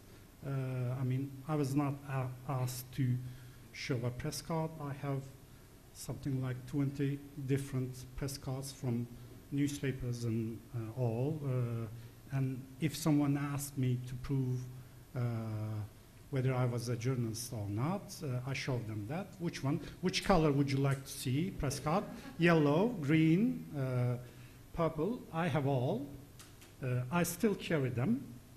But the only thing I don't have is the yellow one that the Prime Minister issues. Anyway, my all journalism experience is a journey from mass media to the new media. I don't know if I'm lucky or unlucky. I still think I can't decide on that, but I started in a newspaper, and in the last 20 years I worked in, as Marco said, in daily newspapers, in weekly magazines, in monthly magazines, and bi-monthly ones in Turkish and in English. But in the year 2000, I started to work for Ekonomi, which was an internet venture of the Doğan Group, which publishes Hürriyet. And then I just started to work for Hürriyet on the internet. I was one of the editors. And in 2000, something like 5, I quit it there, went for Business Week, back to the print media. And then Sabah, after 4 years, I was laid off in 2011, at the beginning of the 2011, and I was lucky that I was laid off. I had the chance to catch once again the internet media, which I promised that I would never work again, because it was like riding on ice or on water. It was in the beginning of the year 2000. There was a boom in the internet media, but it's later on it stalled and it faded away, and then it's now getting pace and growing right now. After I quit Sabah, I went to the Washington and to US for a 1-month program with the ICFG, International Center for Journalists. I had the chance to observe the local media in the United States. I went to southern Indiana, to Evansville. There was an old newspaper, Evansville Courier and Press.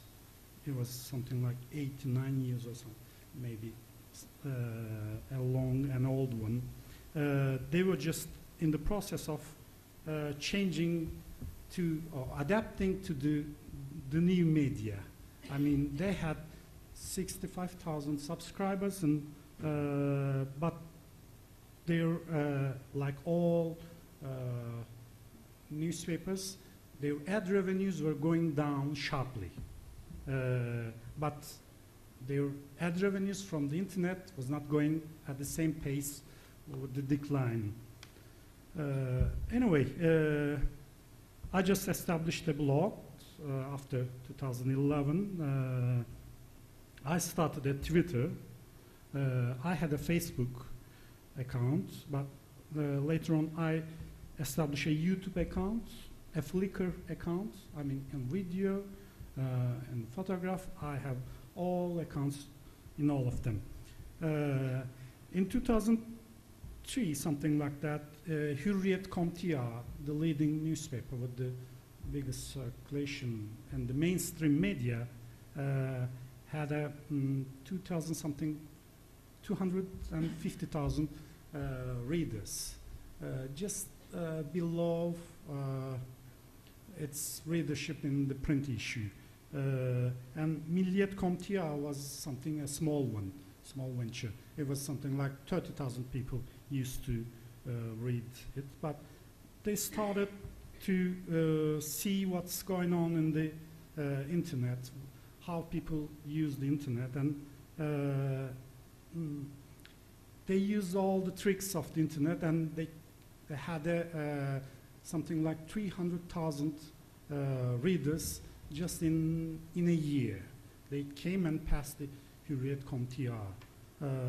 And later on, Hürriyet saw that they should use the same tactics, which made Hürriyet like a porn site in some Muslim countries. They have a lot of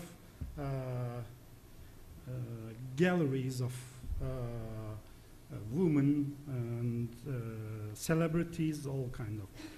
Anyway, what I would like to learn from all of you, how many people in this room follows a newspaper daily, a print newspaper daily? I'm curious about it.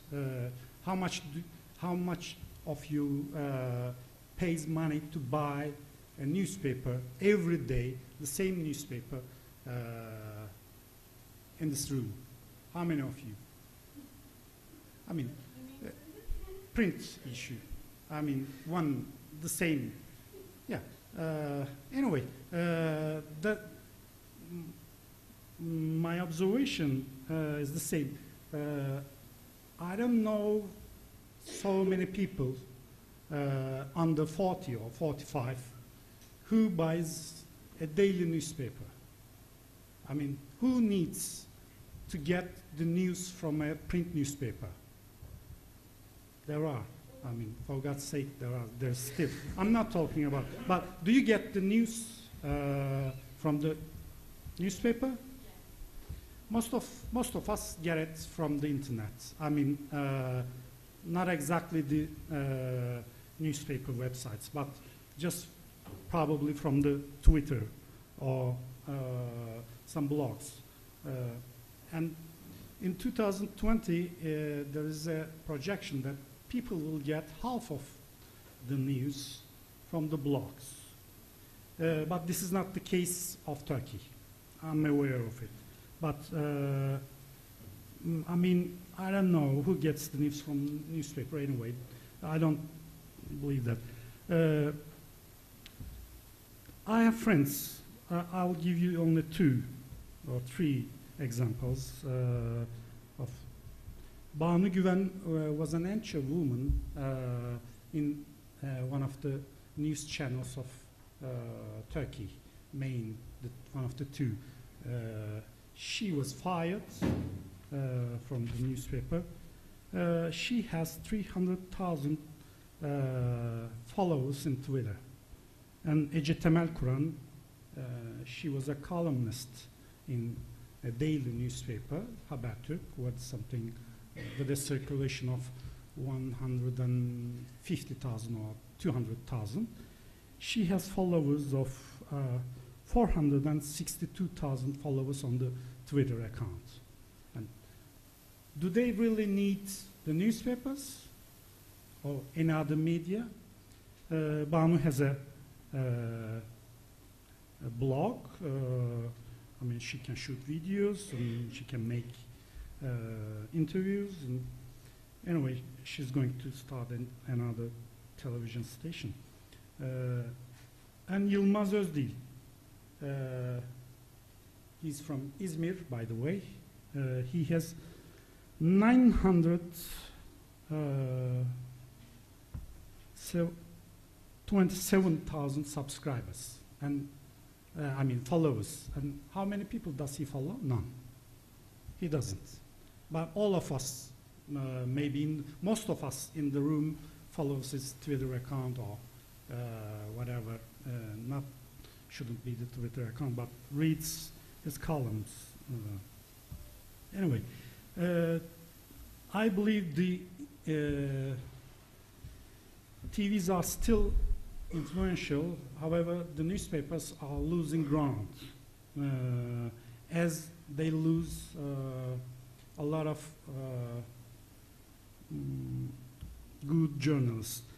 Just yesterday, Sabah had a headline. The big story was something special to Sabah. There was a sign on it. And the same story appeared in Vatan, in the same place. It was special to Sabah. There's nothing special. I mean, why should you read Sabah or Vatan to get, I mean, those ridiculous stories? But I still believe that they function a lot in Turkey. I mean, I'm not ignoring their importance, mainstream media, but there is a growing new media which will in a few years or in the medium term will overcome the effect of the mainstream media. And the world is discussing something really, something else. It's the paywalls and the new models to finance the new media. The New York Times is struggling to find the right model, or the Economist is struggling to find that model. And they're trying to adapt to the new mobile environment, which a lot of people are following, getting news from their mobile gadgets, devices. And personally, where I get the information is from the new media. I mean, it doesn't mean that I don't check what newspapers write. I mean, I want to see the, I read the first pages of every newspaper from the internet. But that's all. But I have friends to get alternative news and a lot of things. I mean, which you may not hear a lot, but for example, I have a friend, Aris Nalci, is an Armenian journalist, Turkish Armenian journalist. He has a program in İmece. İmece is an independent television which broadcasts on the internet mostly, but they have now on the satellite. Aris has a Facebook page, he has a blog, Çay Bahçesi WordPress from the WordPress. Another Armenian, Turkish Armenian journalist was, or the radio journalist I should call, Sayet Tekir. He's one of the people who established the No Radio. No Radio is broadcasted on the internet, and it broadcasts in something like, it was 8 or 9 9 languages of Turkey. He wants to grow it. There are a lot of more. I mean, there are two people who are similar to each other, but is different. Elif Ilgaz, who conducts journalism on the Twitter. She was very active, and she's still active for the cause of press freedom. During the mass arrests of Turkish journalists, Elif Ilgaz had a lot of effort in organizing campaigns with us. Similar to her, who is Kurdish, is Rojin Akın. She's very young, and she really tries to reflect what the mainstream media ignores. News from the others. And there are some other sources. I mean, I tried to cover or follow the Chaos GL, the LGBT, their websites, their Facebook accounts, and there's Democrat Media, who's also interested mostly in the Kurdish issue, who gives us a lot of scoops from the others. There is a new one, Zete, and in the Twitter there was an initiative. It was 140 journal. It was independent journalists who started it and gave a lot of news from what the mainstream media ignored, especially from they started just after the mass arrest of journalists. And there's another T24, which is a different model. I try to follow them. There's one senior journalist who works with junior journalists. I don't have to mention the BNet, which you already, I suppose you already know. There's Jian also. I follow a lot from the internet, Özgür Uçkan, who I believe is an important person about the new media and the struggle against the censor on the internet.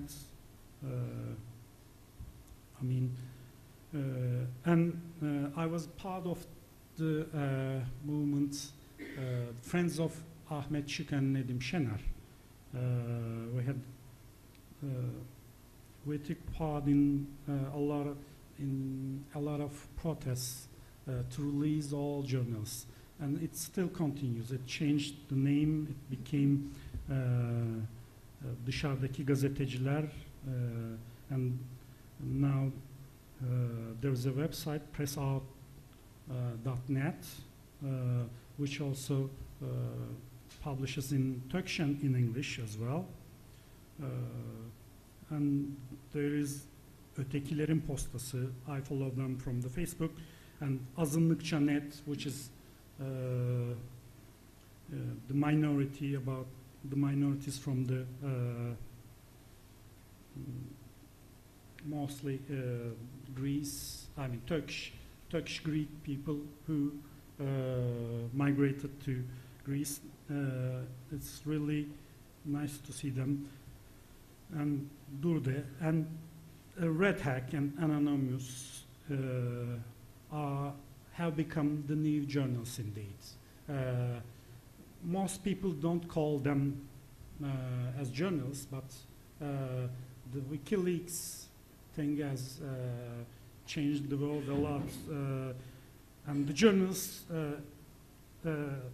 regrets to call them as the new media or as the new journals. It doesn't fit into the classical description of journalism. However, they make the news.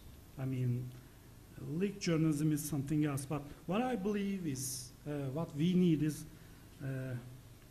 I don't know if it's right to call grassroots journalism, but we shall go back and revisit our main cause of journalism, to make things public, the things that the state or some power circles do not want to make public. This is our main job. The fourth estate is this. And what we should do is go back to our the first cause and make it public using the new technology.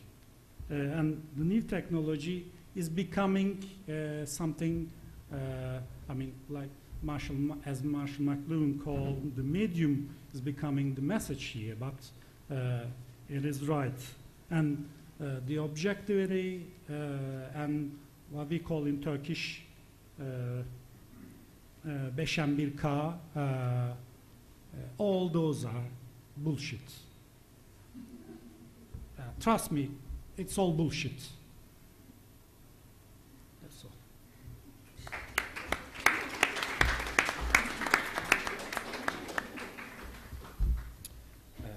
Thank you. I guess there will be lots of questions afterwards. At least I've got some. And while some reconstruction is being done, I would like to introduce our fourth presenter for this panel, Burak Doğu. Was it pronounced correctly? Okay. After graduating from Ankara University Department of Journalism in 2003, Burak went to study in Ege University Institute of Social Sciences. He has been a research fellow at... okay, now I need to know Italian as well. Wonderful, as a part of his doctoral studies. He's a member of Izmir University of Economics, Department of Media and Communication since 2005. Fields of his academic interest are alternative journalism and digital media. Welcome you. Thank you. This is going to be the final presentation of the colloquium, so thank you in advance for your patience. The thing I'm to present here is a part of my PhD, so that means I have much to say and a very limited time. And as you can understand from the title of my presentation, I'm trying to expose the coverage and framing of online media by comparing both non-mainstream and mainstream forms to see if non-mainstream media in Turkey can be considered as alternative. By non-mainstream media, I refer to all those forms of media that we mentioned as alternative, radical, independent, participatory, third sector, or perhaps nano-media. So here's my starting point. This is taken from the book Understanding Alternative Media. I'm not going to get into the details of the 4 approaches here, and there you see how we position the non-mainstream media. I'm just going to make a quote from the second approach, which I have highlighted. It says, the concept of alternative introduces a distinction between mainstream and alternative media, in which alternative media are seen as a supplement to mainstream media or as a counter-hegemonic critique of the mainstream. So let me tell you a bit of my methodology, and then I'm going to go on with the major findings. Okay, to understand whether non-mainstream media are an alternative to mainstream media or not, I compared the agendas and employed frames analysis to the specific case of tekel workers' protest. Therefore, 2 levels of analysis were followed in this study. In the first phase, I examined the agendas, and I examined the agendas for 30 days. And in the second phase, I will here provide you more details on how mainstream and non-mainstream media get through this specific case. So here I have to say that not all the cases are applicable to frames analysis. They should have a very strong and social, political, whatever background. So I have chosen the case of tekel workers' protest, not only for being a good choice for frames analysis, but it is also one of the most important and long-standing labor movements in Turkey. It lasted for 78 days. So let me open up the case for those who are not informed about it. Here the underlying reason or the dispute is the privatization of state monopoly of alcohol and tobacco products, which is abbreviated as tekel.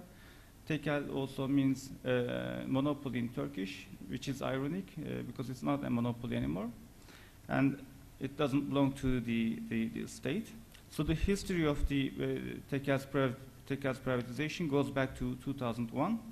But the milestone for me was 2008, when the tobacco department was sold to the British American Tobacco. And then the government shut down the remaining state-owned tekel units in 2010. And their workers were paid for their severance, and they were given an amount to be transferred to other public institutions. The workers were obliged to work under the conditions of Article 4C of the Public Servants Law, and this specific regulation gives them a status of a public employee, but with lower wages and fewer rights. So my sample includes 12 websites, 6 representing each side, each group of media. Let me go through them. Bianet, we are all familiar with it. I'm not going to tell it here. Emek Dünyası and Emek Dünyası and Sendika.org mostly focus on the labor issues, so this is why I have included them into the research. Kronik Muhalif was opposing, I'm saying was because it doesn't exist anymore. We have Sol Haber, it is the most inclusive one amongst these, and it has a print copy since October last year. We have Turnusol, which gives us more of the critics and essays when compared to the number of news articles it presents. So, on the other hand, we have Akşam, Habertürk, Milliyet, Radikal, Sabah, and Zaman, which represent various media ownerships and which are also popular in Turkey. So at the first step, I only analyzed the main pages of these websites and classified the content, classified the news content according to the esteemed works on gatekeeping. Here you see them. And I revised the categories defined by these works to fit the online media conditions. So the final list of categories include politics, economy, international labor rights, local, disasters, crime, review, magazine, and sports. Here is a sample data set. The table was kind of large, so I had to split into two, but you can still see the larger version down there. So I have applied this one to each website. As you can see there on the left side, we have the news categories, and I underlined labor because Tekel movement is in the labor category. On the right side, we have the total number of news and the percentage of news articles which are presented. So I began collecting data on the 2nd day of February when the need for a general strike was announced by the labor unions, and I stopped with the end of the protest. So when we apply it to all websites, we get something like this. Here we see the distribution of news into categories. The major difference occurs in the labor category. It has the highest rate due to the Tekel protest. Special attention was paid to the general course of events by the non-mainstream media. No coverage of magazine and sports news exists in non-mainstream media, but they are highly loaded in the mainstream group as predicted. So their share reaches an amount of 40% when combined. There is a bit of disparity in the rights category, and I was expecting to see more of the local news in non-mainstream forms, but actually I have to admit that the local media is quite weak in Turkey. And to mention finally the review category, it includes all those kinds of news which are not in the scope of the research. These are news like weather forecast or which are not news actually, techno reviews, whatever. I have coded all the things that I have seen on the main websites of these things. So Here, let's get into more details of the labor category, and in it, we shall focus on the Tekel protest to see to what extent it was covered by the non-mainstream and mainstream groups of media. So I have analyzed over 1,000 news articles and plus 200 columns. In total, I had 1,200 news items. And here, even non-mainstream media have a limited capacity in producing news when compared to the mainstream media. We see that more news were reported by those media within the given time limits of the research. Among non-mainstream media, Sol Haber represents the peak when you check the numbers. And since the numbers stand for the value attached to the event, we must say that the Zaman on the mainstream group, in the mainstream group, has the lowest rate, and it is the conservative newspaper, and it is closer to the government. But we should, I mean, this is the actual view of the thing, because when compared to their total agendas, here we see that almost 1/3 of the whole coverage of non-mainstream media focused on Tekel protest. On the other hand, we see for the mainstream that only 2% of their total coverage was focused on Tekel protest. Here we have the chronological presentation of the protest, and here the peak is the 4th of February, when the general strike was on the agenda. Although in a contradictory way, we know that most of the mainstream group, mainstream sources, didn't call it a general strike due to low participation. So this is something related to framing. Non-mainstream media remained passive on weekends. We know that they don't mostly upload news on the weekends. And as you can see that the lines are not overlapping all the time, and this is mostly because of the similar evolution of the events, such as the negotiation of the process between the Prime Minister and the workers or union representatives, or the value attached to the supportive protests or various others. So some of them were considered as more important. Okay, the second phase begins with defining the frames. So here we have 12 frames and plus 4 master frames. Here we have, okay, I mean, I'm not going to tell you all of them since we don't have time, but to standardize the process of classification, I have assigned some keywords, and I have checked for these keywords in the news articles, so I have read them one by one. I used a software just to find and search and replace, but to code them, I had done it manually. And on the right side, you can see the description of the frames. The assumption for the first master frame was that workers were gathered to conserve their acquired rights, and they did not accept the 4C policy offered by the government. The second master frame underlines class perception as the basis of the current situation. According to that master frame, 4C status is opposed to class perception. The third one highlights the position of workers against the government. And with respect to the final master frame, the problem cannot be solved in the current economic context due to the capitalist economy. So here are the distribution of the master frames. At first sight, it looks similar except for struggle for rights and political approach. I mean, instead of developing its own way of constructing news stories, non-mainstream tried to borrow the methods which were already being used by the mainstream media.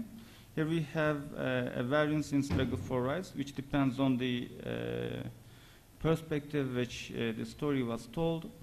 The reason for the difference in political approach is that mainstream has a role in mediation of the political texts. Many discourses of political actors are brought to public agenda with the help of mainstream media, as we know it. And we have to evaluate this figure in relationship with the with this one, in which we see the clusters separated. So here, for the organizing labor frame, it was no surprise to see the gap between both media approaches, since the scope of the of this frame corresponds to the role of non-mainstream media, because it makes an emphasis on public support, and this frame has a basic function to mobilize the audiences. And news of this frame asks people to come together to support the protest, for example, by sharing the course of events or schedules or other forms. So legal rights and class consciousness were mostly mentioned in the columns, not in the news articles. In my opinion, these were not criticized as in the way they deserved. In the resistance frame, I have seen in many occasions that non-mainstream media was getting involved into the event. They used the workers and other people like the health personnel who were in the area in Sakarya Caddesi in Ankara as the source of information. So they were in the event really. And news of the 4C status in non-mainstream media were related to working conditions. However, in mainstream media, they addressed to the enhancement of the regulation. Tekel protest gained great support from the public. Therefore, it was possible to see reflections on the non-mainstream coverage. Mainstream media also ranked the supportive protests, although sometimes with a negative approach, unfortunately. Anti-government frame includes those kinds of approaches that criticize the government acts. Here, mainstream media often reported statements of the opposition party and made use of cartoons to soften its burden. Sol Haber was mostly concerned with the anti-protest frame. It typically targeted the discourses produced by the mainstream media. This frame was also used by Milliyet and Sabah in the mainstream group because they preferred to reflect the statements of the political actors who were opposing to the protest. So here what Sol Haber had done was a kind of anti-propaganda of the mainstream media outlets. Negotiation frame is one of the most controversial ones, and it was mostly concentrated by Zaman on the mainstream side. And here it must be noted that this frame ignores the conflict between tekel workers and the government, and it has a function in passivating the argument. I mean, I have read too many articles and news saying that everything is fine, the protest is going to be over soon, and many workers are already transferred to their new positions, etc. So, as observed, less attention was paid to economic balance, which results in superficial reporting. The frame, most of these frames that we observe here are mainly episodic frames, which means that the issue was ripped up from its essential background, or let's say the thematic context. So we must keep in mind that the issues framed by media are important, but the issues which are not framed are really, or perhaps more important. So because they signify the core reasons. Okay, moreover, there seems to be a kind of distinctive approach in the consideration of news. Even when same frames were used by both groups of media, they happen to carry different values. And here the major gap occurred in the positive or supportive value. It's something like 80% versus 30%. Non-mainstream websites have only the positive and not neutral values, but it is possible to see the negative value in the mainstream websites. So we can say that no portion of the protest had a negative meaning in the non-mainstream coverage. And we know that this is because non-mainstream media had experienced a kind of advocacy journalism, and they defended the workers actually. Okay, here we can see a more detailed version of this depiction of the protest. Here we have that mostly the frame of forces status, we have anti-protest, we have unemployment, and these were mostly covered in a negative manner, but I'm not going to get into the details because I think we have lack of time. So just to come to my conclusions, finding from the research revealed that the non-mainstream media in Turkey can serve as a critical alternative to mainstream media. By means of their distinct agendas and endeavors to report news with diverse points of view, they manifest the need for other media. And regarding their limited capabilities, they cannot be taken as a position having, they cannot be taken as having a position rivaling mainstream media, but they function as a supplementary source for the audiences. And frame building of non-mainstream media depend very much on the mainstream sources. Here I didn't have time to mention the full framing of the protest. I mean, when you apply the Entman's substantive frames to Tekel's analysis, you see that really the solution was the solution of the mainstream media, not the solution of the Tekel protest workers. I mean, Tekel workers. So this is really problematic. I mean, if we have time, we can discuss it later. But so, as in the case we analyzed here, it is possible for them to set a different agenda to focus on the solutions of a single matter, especially in the case of a social movement where mainstream media tend to marginalize the protesting groups. Alternatives could help for change. Thank you very much.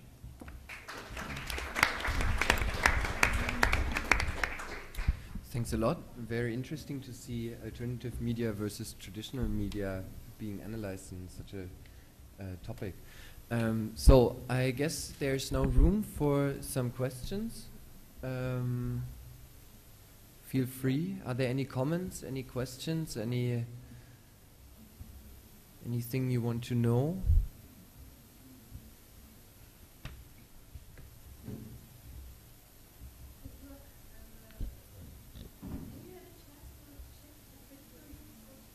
No, unfortunately. Actually, I was trying to, before, I mean, it was 6 years ago, and I began with the aim of having a project, developing a project on new media and citizenship. Then I just shifted to alternative media. So I was planning to do something online, and here is online. So unfortunately, yeah.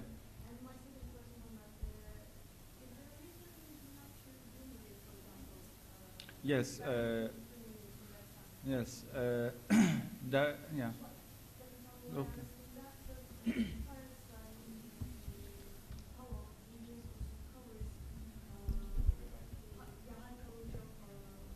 Yes, yes, yes. I know, I know.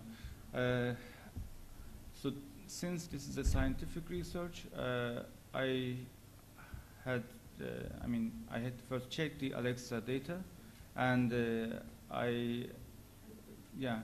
so the Alexa data told me that these were the most popular websites. So, and I tried to choose them one by one according to their ownerships from different groups. Yeah, yeah, yeah. Yes, that's another thing also. But I have all the data stored in my backup. Yeah. I'd be interested to know from both of the studies coming out of the IEU, how much voice is given, direct voice is given in the media you study to the, in this case, the technical workers, in the other case, to local citizens. I mean, how much space is given to people not merely to say in one sentence this is wrong, but actually really to explain in some kind of graphic detail just what is happening and what's wrong here and what should be done. Shall I? Okay. In Tekel protest, in that case, the protest happened in, in all around Turkey, but the center was in Ankara, in the very, very center of the city. So many people were there. The students. Lots of people. It was like a museum. There were also people who were there to see the protest. Just not only to involve. Okay. So there, I have seen that non-mainstream media mainly observed these things happening around the protest, and they also covered the ideas of those people, like the students. They also, as I said, for example, there were health problems due to hunger strike, and there were the health personnel there, and they have also taken their opinions on the protest, and they gave information about the health issues on the workers.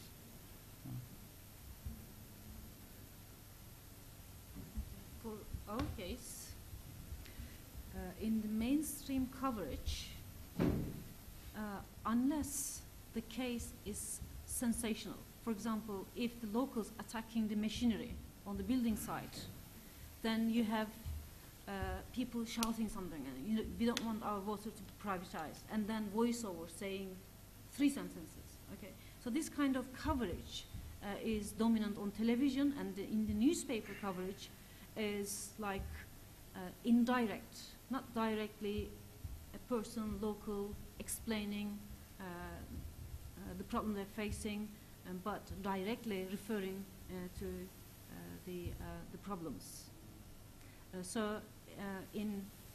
However, after presenting the positive sides of the hydroelectric power plants, then at the end of the news article mentioning, by the way. So that's why it's a kind of unfair treatment and there's a bias, an obvious bias in the coverage.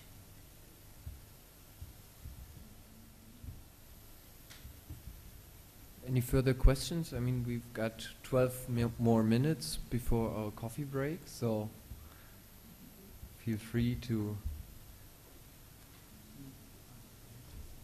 Yeah, of course.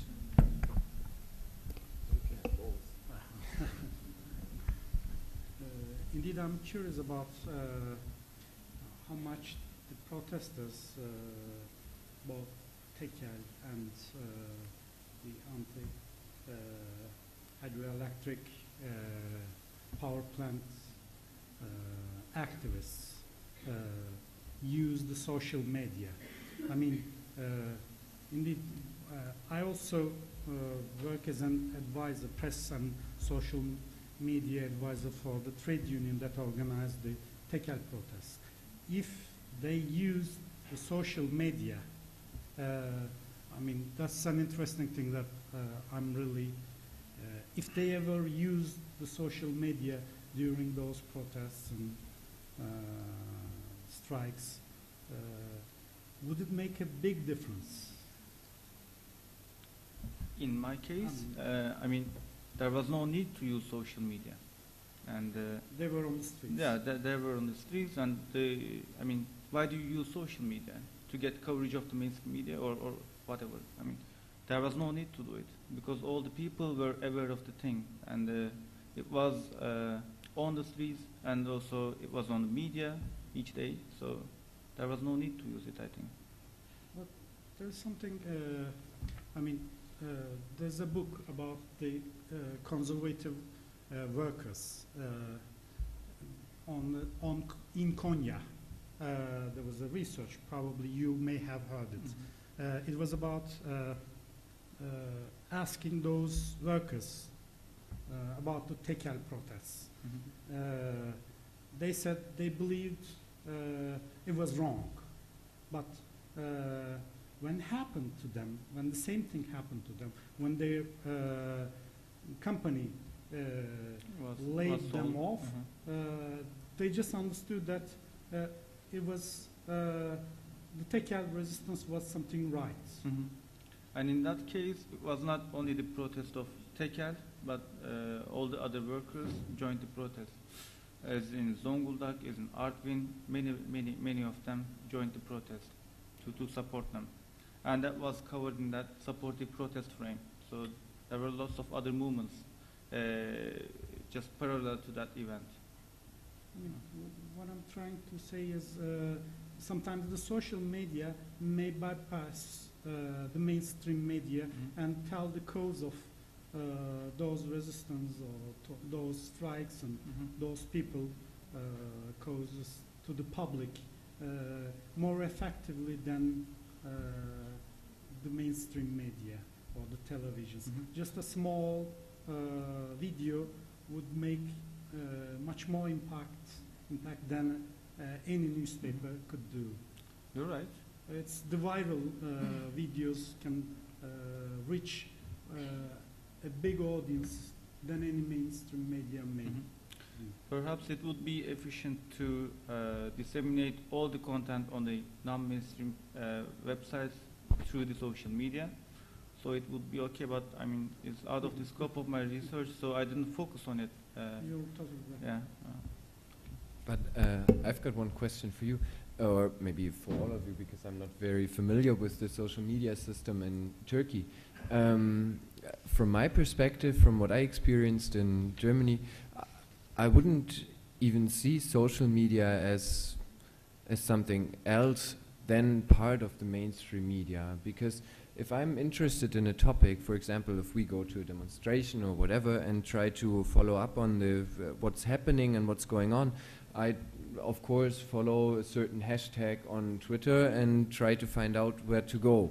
But actually you cannot define that you always get information from alternative media, because in Germany at least mainstream media is using social media channels almost more active, because they've got a big advantage. They can pay somebody to be sitting all day in front of the computer. So that what I found a bit surprising is having social media or defining social media as part of the alternative media. For me, it's just a channel of getting your message. No, it's as a distribution channel, an alternative distribution channel. It's not the media, we should call it, but it's the alternative distribution channel. And you're right, the thing is, if you don't have a content, an alternative content, I mean, you may not be able to distribute it. So there's a big need for the alternative content. And in terms of alternative content, we're not that maybe strong. However, there's hope that a lot of people are leaving the mainstream media and getting on the side of the alternative content developing type. But we're still too lazy. The Turkish people are too lazy. We love to make journalism on the Twitter, but we don't love to write well-researched blogs or things still. And I criticize, including myself, a lot of Turkish journalists and the alternative media people. All we're too lazy to write, and Twitter is too easy to do that. Okay, that was what I was wondering about, because I always use Twitter just as a channel to get short links to longer articles. And distribution channel, but yeah. However, we see it as the main channel of distributing and not distributing, to making the news. Okay, interesting. Any further comments? Just a reflection to the point about the role of social media. Of course, social media is an important tool in terms of mobilizing and coordinating. And we have seen it in the case of the protest in Europe and in the Arab Spring. Concerning our case, still we don't have any data about the role of social media in terms of this kind of raising the issues that are related to the resistance against the heinous practices. But it seems that first of all there are plenty online forums, platforms, that they try to play another role, not only to inform people, not only to mobilize them, but to provide a kind of public sphere, or realm, if you don't like the idea of public sphere, to bring them together to discuss, and also about the issues that are difficult in order to share, like the legal documents, and also the way that the media, the mainstream media, cover the issues. So I think that they play, it seems, a more important role than the one that probably play or can play the social media. So there's room for one more question, if there is.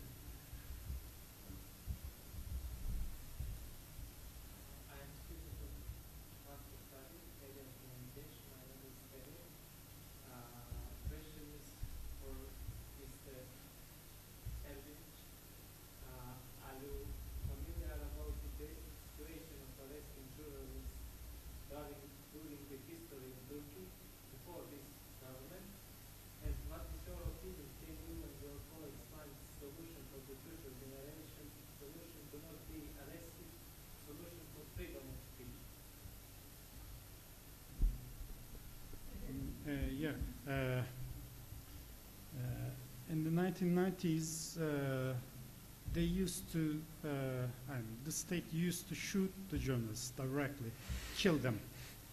And now, in the second half of the 2000s, they put in jail. It's a gentle way of silencing journalism or censor. Which one would you prefer? I mean, would you like to be killed, or would you like to be silenced in the jail, staying there without any reason, without any evidence? Which is more?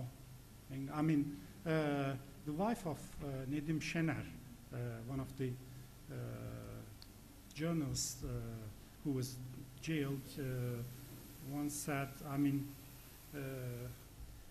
they used to throw bullets. Now they're throwing defamation on us, and it's, I mean, it's much more worse than the bullets. I mean, the bullets prove that you're right, but now they're trying to prove that you're discredible.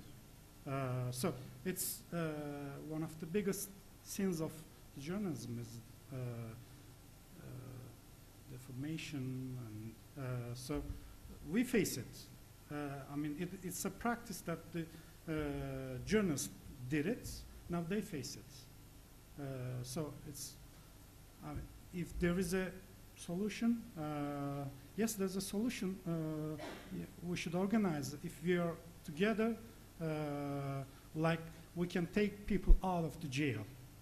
If they keep people in the jail without evidences, without any guilt or any charge, we can take them out. We did it, and we can do it again. So we're much organized, we're much experienced on that. I mean, we just followed one of our colleagues, Metin Göktepe, who was killed in 1996. All his case, something like 16 trials, all were sent to the inner Anatolia, to different cities. We followed every case, every trial there. And at the end, we were at least able to send the people who took part in the murder to jail. Were they the guilty people? Probably not all, but we just proved that we're not going to keep it, those murderers, we are going to follow them. We're going to chase them. We're going to fight with them. So there's now, as you may have seen, the number of the people in jail just a year ago was over 103, over 100. It's now something about 70. We were able to take out at least 30 journalists away, but there's still a lot in jail. So yes, there's a way. If you're organized, there's always a way. Okay, so thanks to the four of you, and yeah.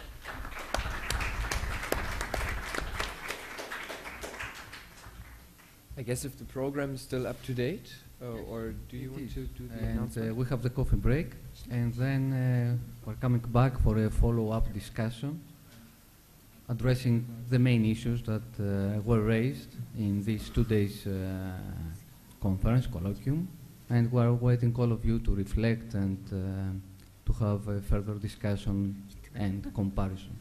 Thank you very much.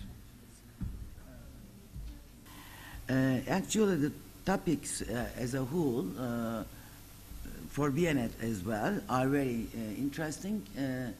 I mean, the topics which BNet is very, very interested in, such as the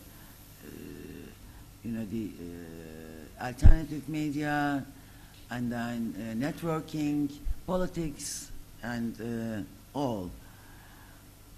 And on the other hand, this was one of the reasons when we were thinking about create BNet 15 years ago, because the social movements, including the women, children, poor people, environmentalists, they are all ignored in a way by the mainstream. So what we thought that BNet should be channels for those who are ignored by the mainstream. So what we are doing now, we are trying to be a channel, and then after all these years, what can I say? You know, the question is another communication possible? This is the question, and our efforts, our works, are in a way are based on this question, just seeking the answer, trying to give the answer to this question. And after 15 years, what I can say that yes, there is another kind of another communication, and it is possible. This is what we did. But on the other hand, I would like to underline the relation between the alternative media, which I'm going to open it a little bit, and the mainstream. We define BNet, and personally, I especially, BNet, it is another. Sorry, I'm in a hurry, and It is an independent model out of the mainstream. So that means we are not refused to whole mainstream. We cannot do that. If we do that, that means you are gonna push to the corner, in a corner, and then somehow you are going to be marginalized. So since we don't have time to discuss about being alternative or being a different model or something like that, that's why just very quickly I'm passing it.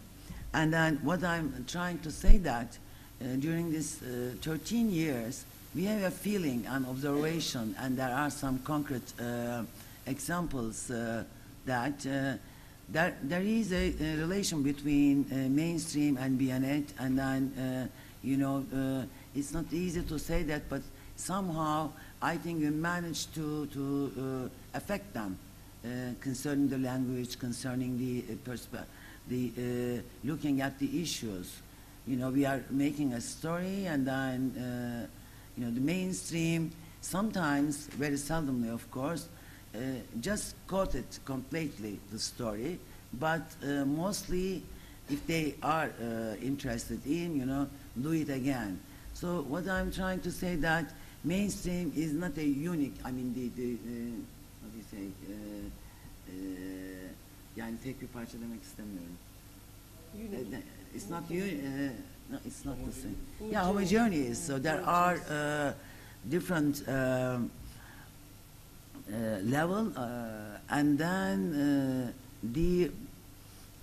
especially the persons, the journalists who are working there, we cannot say that they are all bad, and then the alternatives are all good.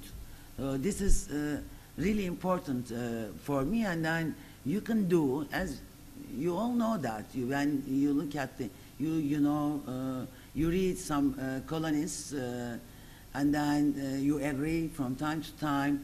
So it is important, and they are affected by the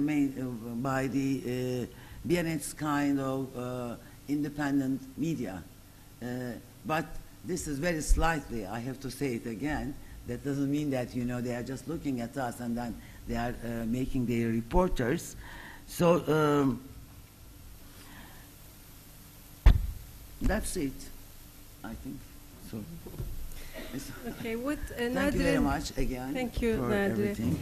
What Nadire says about BIA and relations between BIA and mainstream media is really correct. I can give you two concrete examples for that. I mean, the info about the influence of BIA on mainstream media. First one is, I mean, recently the Doğan families' ethic principles is being revised, yes, and they were, I mean, they itemize the children and kids' right-based journalism or news reporting, which was conceptualized by Independent Communication Network. And the second ones, what was Biyanet was promoting, it was the peace journalism, and even they were pronounced that they will be doing peace journalism. This is something that we can't really underestimate. It's something very important. I mean, if all of a sudden, I mean, the conditions is much better, of course. It's easy to pronounce those, but the Biyanet started to pronounce those by early 20s. The period was not such, available, etc.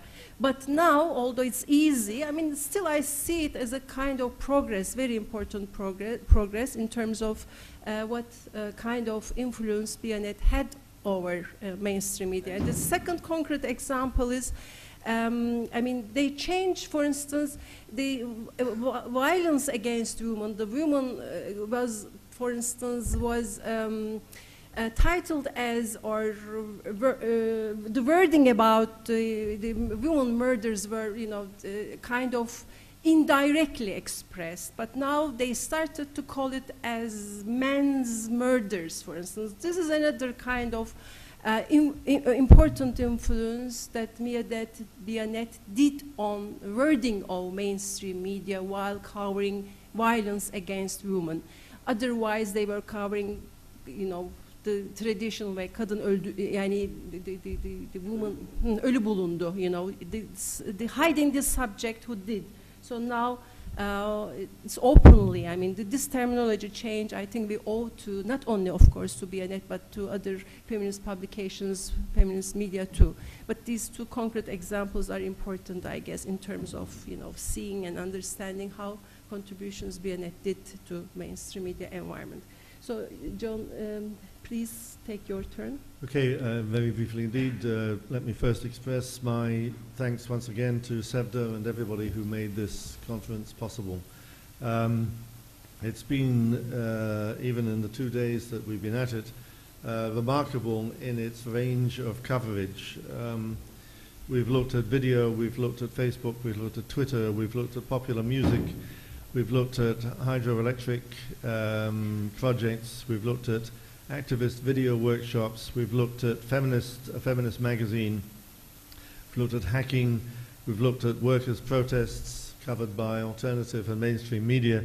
And this is just one index, I think, that our topic, the topic of alternative media, social movement media, call them what you will, we are in fact looking at a continent of activity.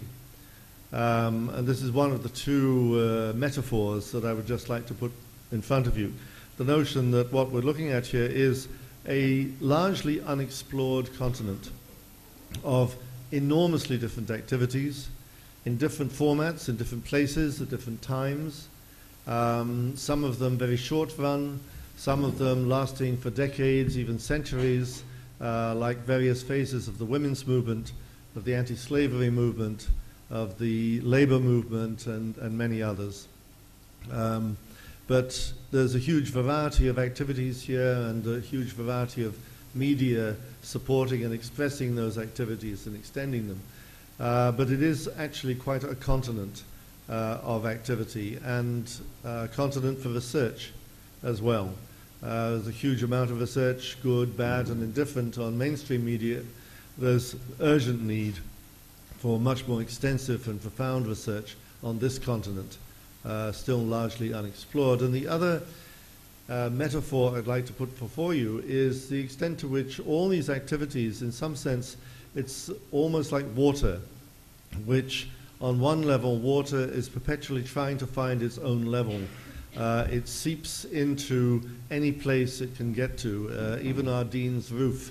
It seeps, as some of you may know, it seeps into all kinds of places, and that's one dimension of water which is maybe evocative for what we're looking at here. But another is its ability to grow, to help things to grow. We're now at the beginning of spring, and the ability of nature to recreate itself and so on is dependent on that water. And another dimension, again, is the sheer force which water can have. As, once again, in the force of a dam or a force of a torrent or the force of a storm at sea. Of course, these metaphors don't always work. One could go on to say, well, of course, you can also drown in water, but I'm not going to pursue that, that particular angle.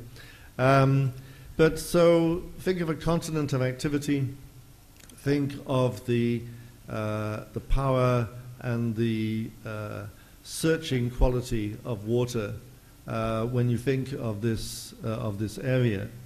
The second point I'd like to make is that what has characterized this conference, which has been so important, has been the opportunity for researchers and practitioners, media practitioners, to engage in dialogue.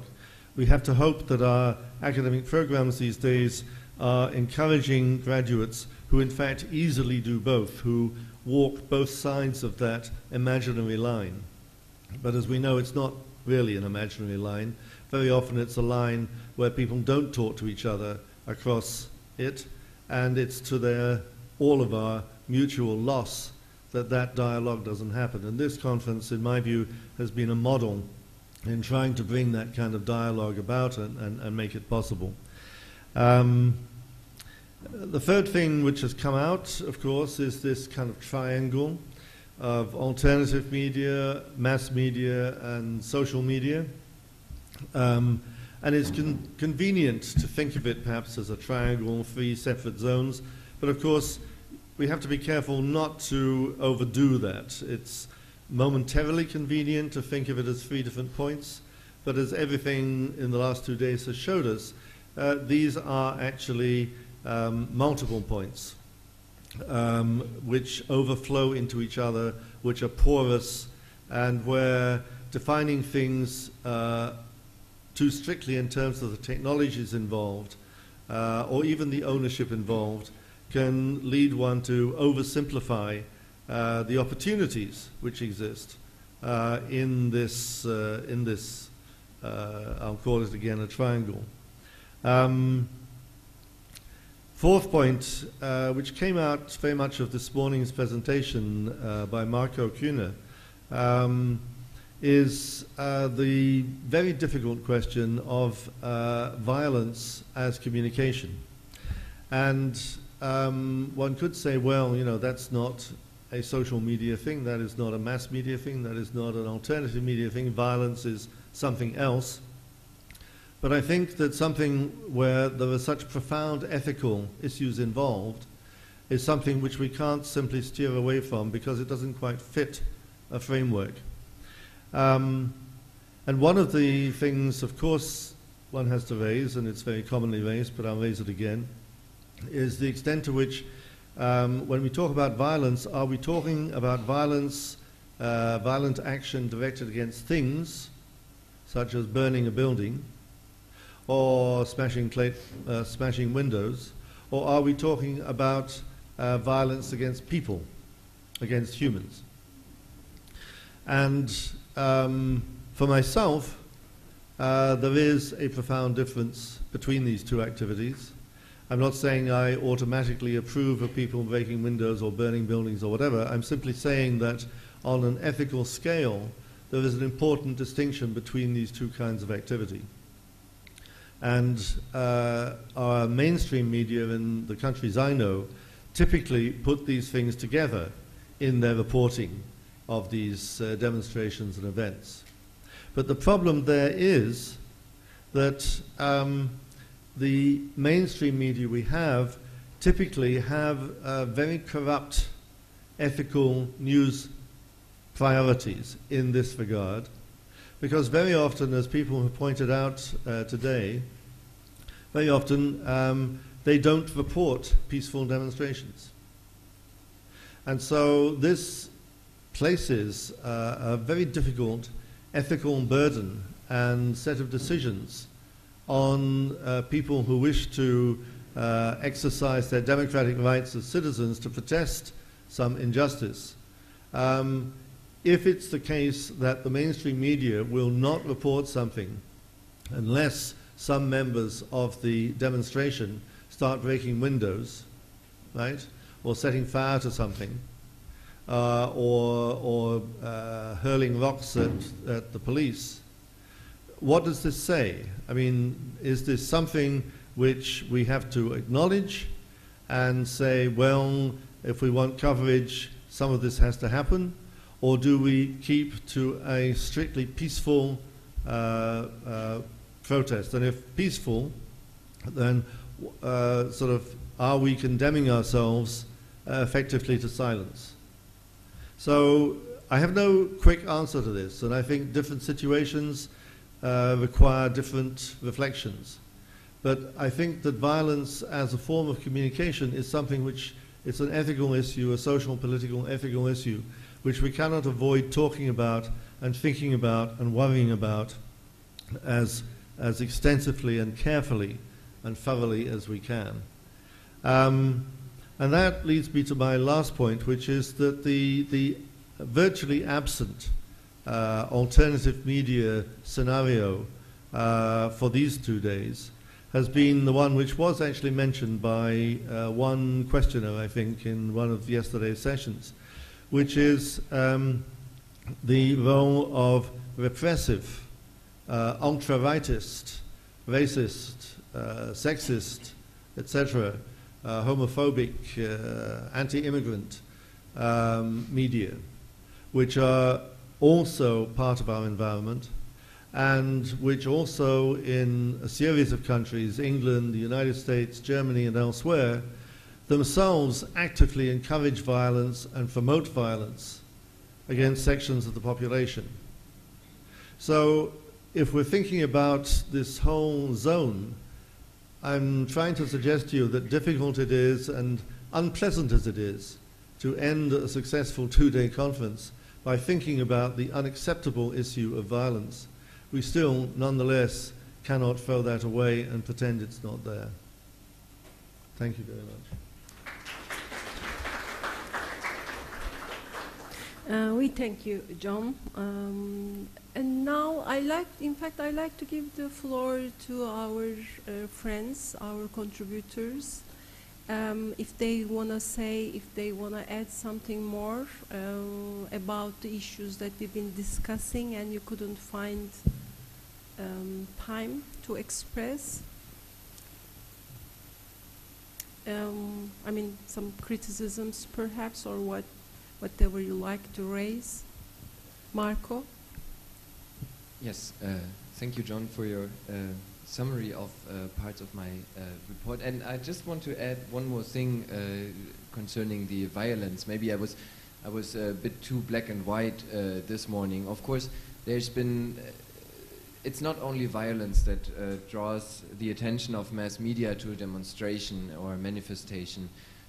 We've seen in 2009 and 2010 in Germany massive demonstrations, peaceful demonstrations of the anti-nuclear movement. There have been, I think, at this one demonstration in all over Germany, I mean, it was 3 or 4 or 5 places. There have been 300,000 people on the streets, and they all protested peacefully. And this is something I would say, it's not only violence that draws the attention of mass media. Of course, they are very they are addicted, somehow addicted to pictures of violence, but it's also the masses. And I think to be successful with your idea or your means of your protest, you need to get the attention of many, many other people. This is where, in my opinion, social media plays a very important role these days.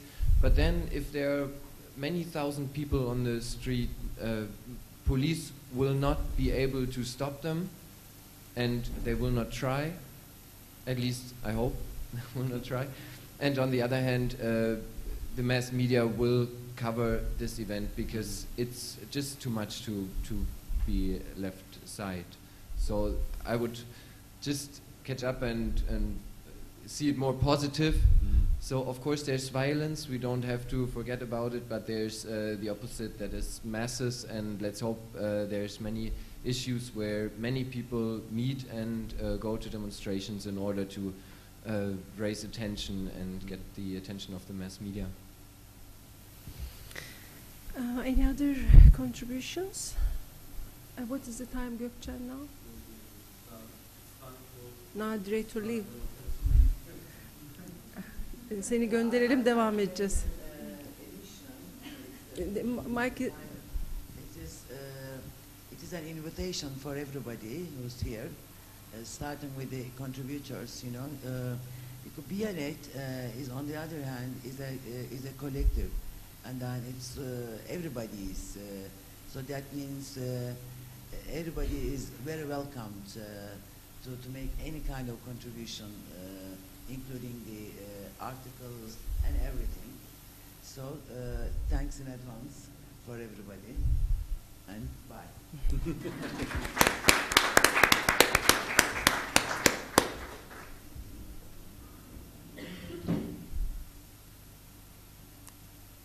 See you in Istanbul. It's not her. No, it's mine. Oh. See. Okay, let's continue. Well, I'd like to make some remarks too. Okay, so there were some, quite the issues that we covered quite wide, but on the other hand, there were some issues that we touched but couldn't have a time or couldn't have a chance to elaborate them. One of these issues was, if you ask me, was the terminology problem. Terminology problem is always here. How we are going to call them, how we are going to call these non-mainstream media and alternative media, social movement media, citizen media, community media. I mean, literature is quite rich about it. So it's always in my mind. I mean, when I come across with the colleagues together who are in the theory or who are in the practice of these media, this is always in my mind, kind of, subtext. So here too, I see the problem continues, but I see it's quite normal, and I decided to see it as normal, and I see it kind of, even we need to have, what I mean, I'll try to explain what I mean, why it must continue, because whatever term we come up with in the end, after a while it gets old, or already has kind of misses, not inclusive enough. So what explains this? What explains the situation? Now I'll be quoting from Clemencia Rodriguez. She puts it quite nicely.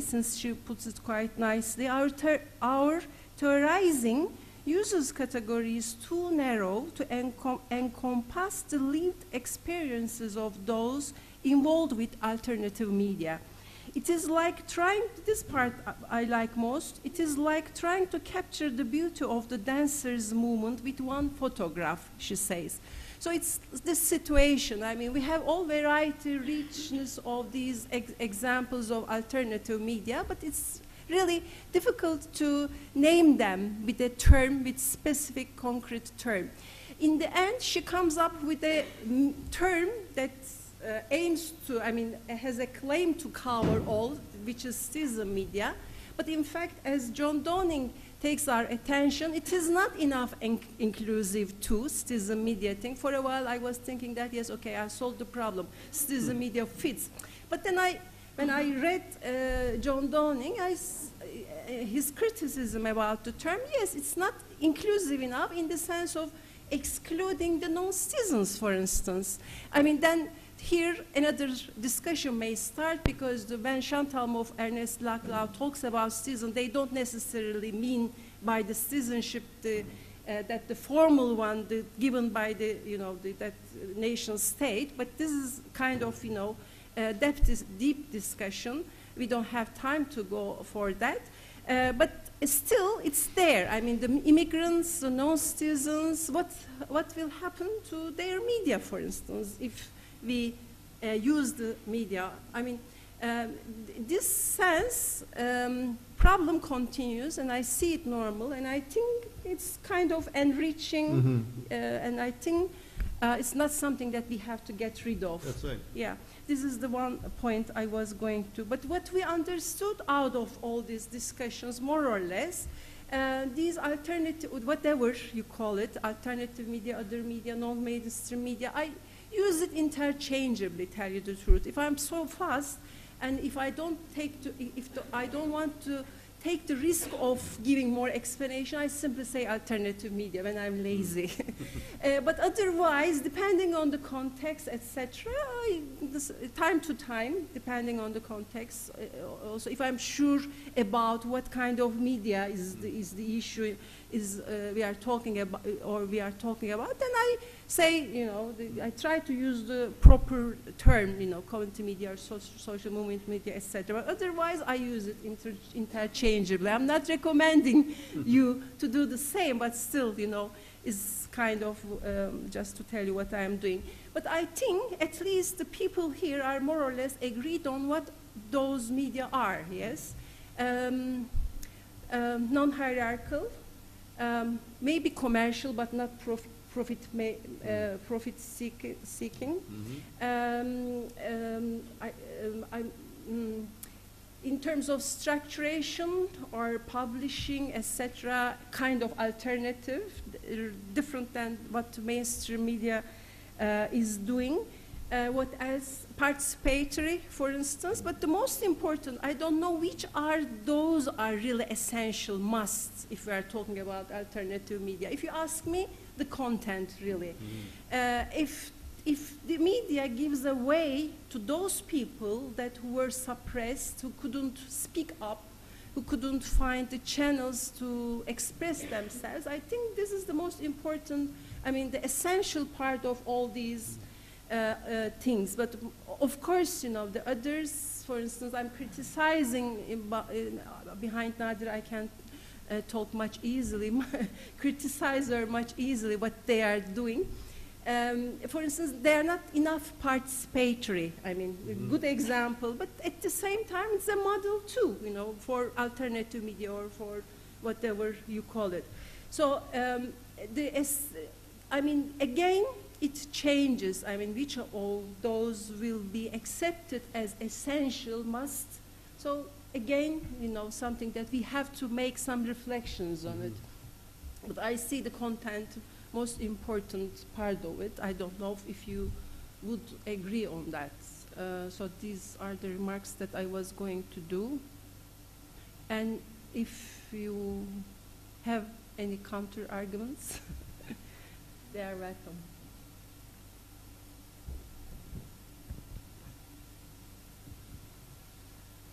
We all agree that it's a long discussion about how we define alternative media. I think there are two perspectives how the scholars and researchers name them. And of course they're trying to make some generalizations and by this way to address some hypotheses. Of course there are some scholars who are activists also and probably they have a more clear idea about what is going on there. On the other hand, we have the people who participate in this project, however we call them, and who give their own description, their own names, etc. So I think that at first place we need to go there to see what they are doing, how they are doing, and what are their outcomes. And in terms of the terminology, it's a matter that sometimes is productive because by this way we can see what is excluded when we are trying to address a very inclusive definition of them. And in any case, as I think all of us who understood today, it's in a kind of interaction with mass media, mainstream, with social media, and by this way we can have a more fruitful discussion and ways to describe them.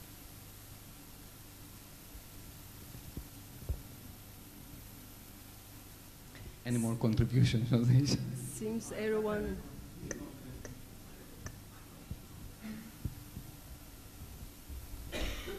About the definition on, I mean, defining non-mainstream media, as Sevda Hoca told us, I mean, each of them are focusing on different aspects of the, or characteristic qualities of those media.